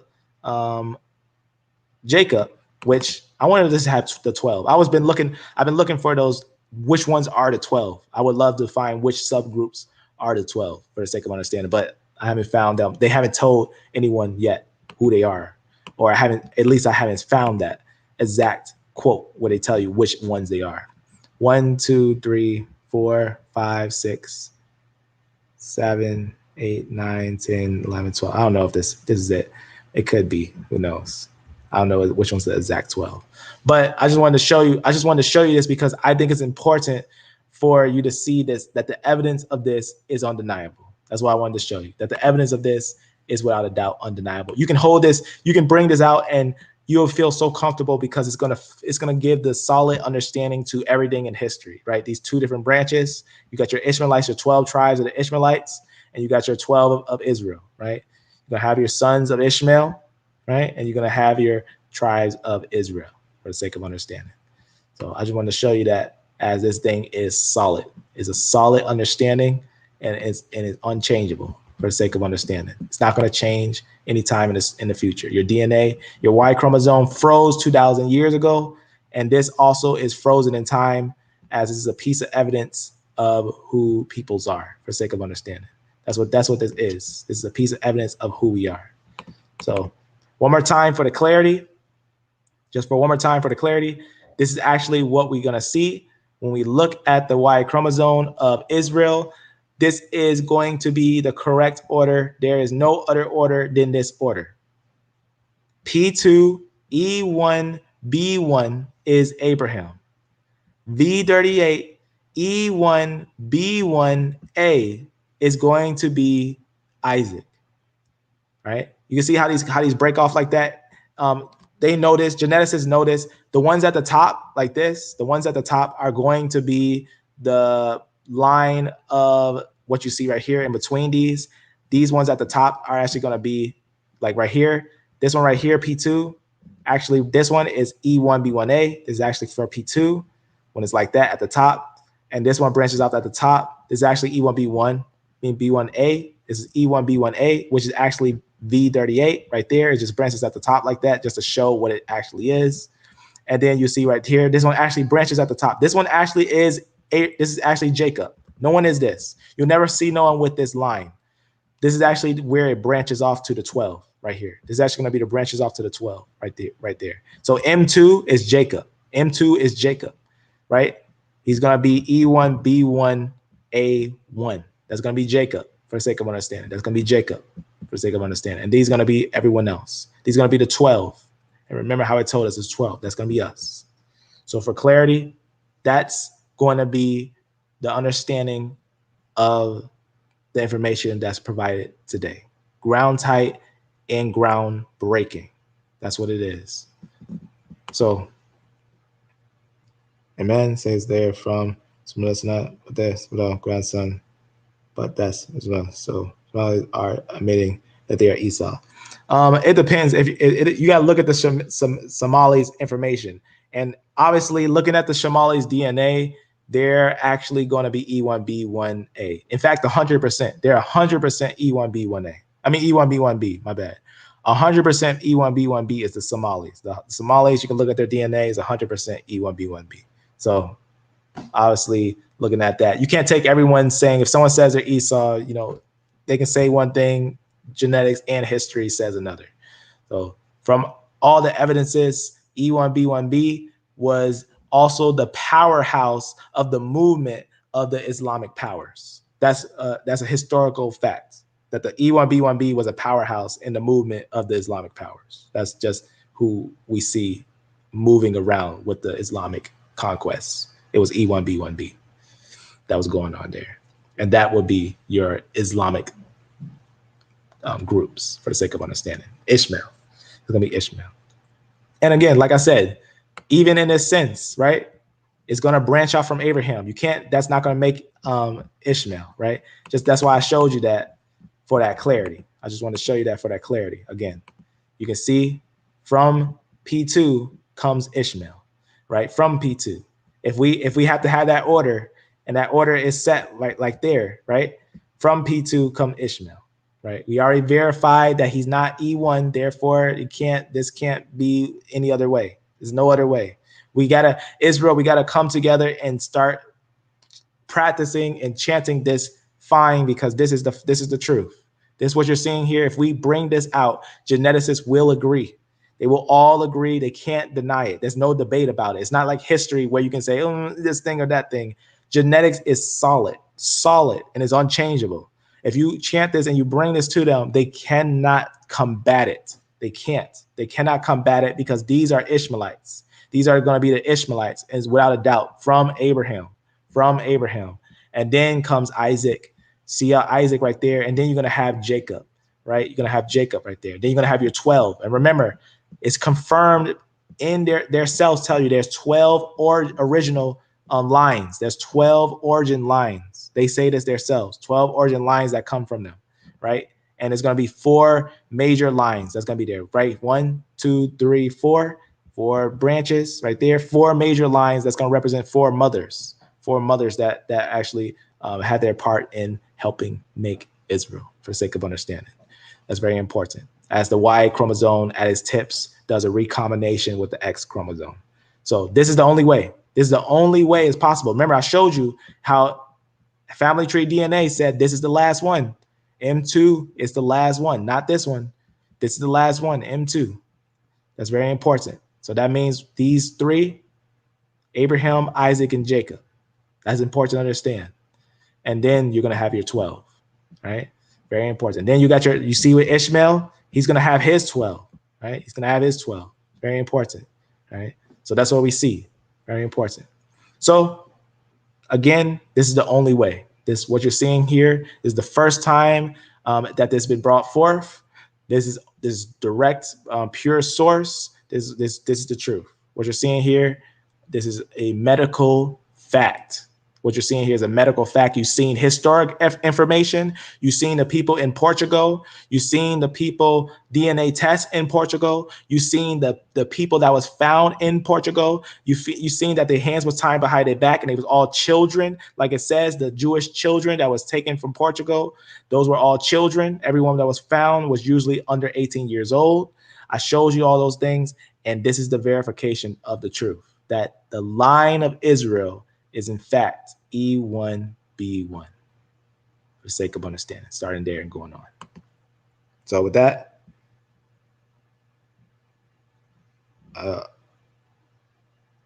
family, I hope that that was everything, answered everything right there for the sake of understanding, as that is it. That's all that I have to present.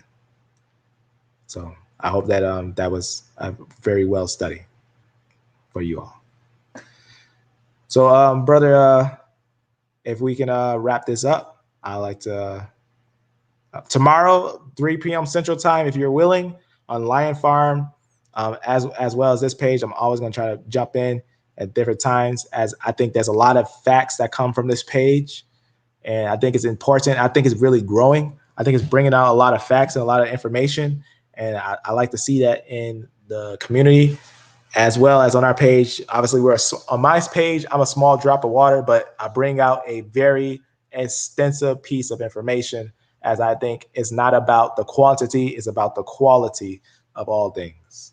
So that's why I put in work as if I'm speaking to millions of people for the sake of understanding. So obviously, Arabia, the history behind it, the name behind it, I got a video on that E1B1 for the sake of understanding on that name. So I'm gonna close that. Oh, that's not closing it. I'll close that. So with that, family, I hope that you are blessed and I hope you are beloved, and amen. Let me contact.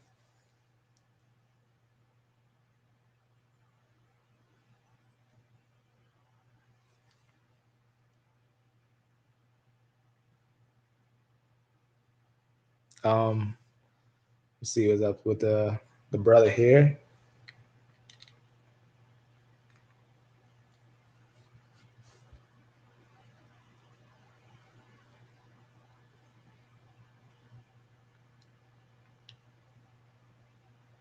All right. Answers Genesis 49ers. Are you I hope you fell asleep on me.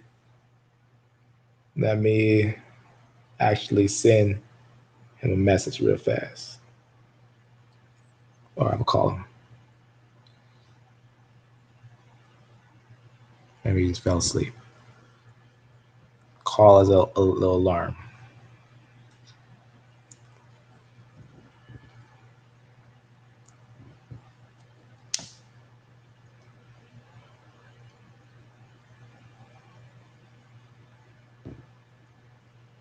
All right, I tried to call him to see if he hello?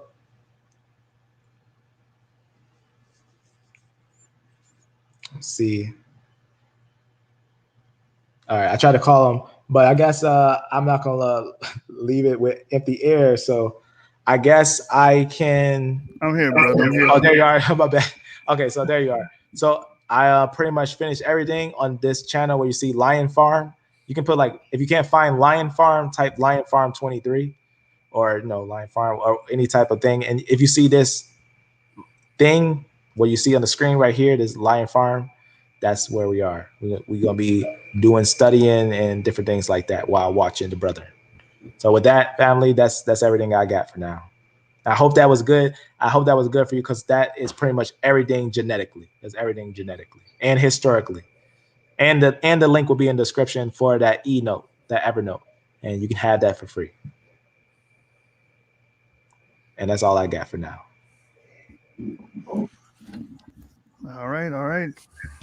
Shalom, shalom, shalom.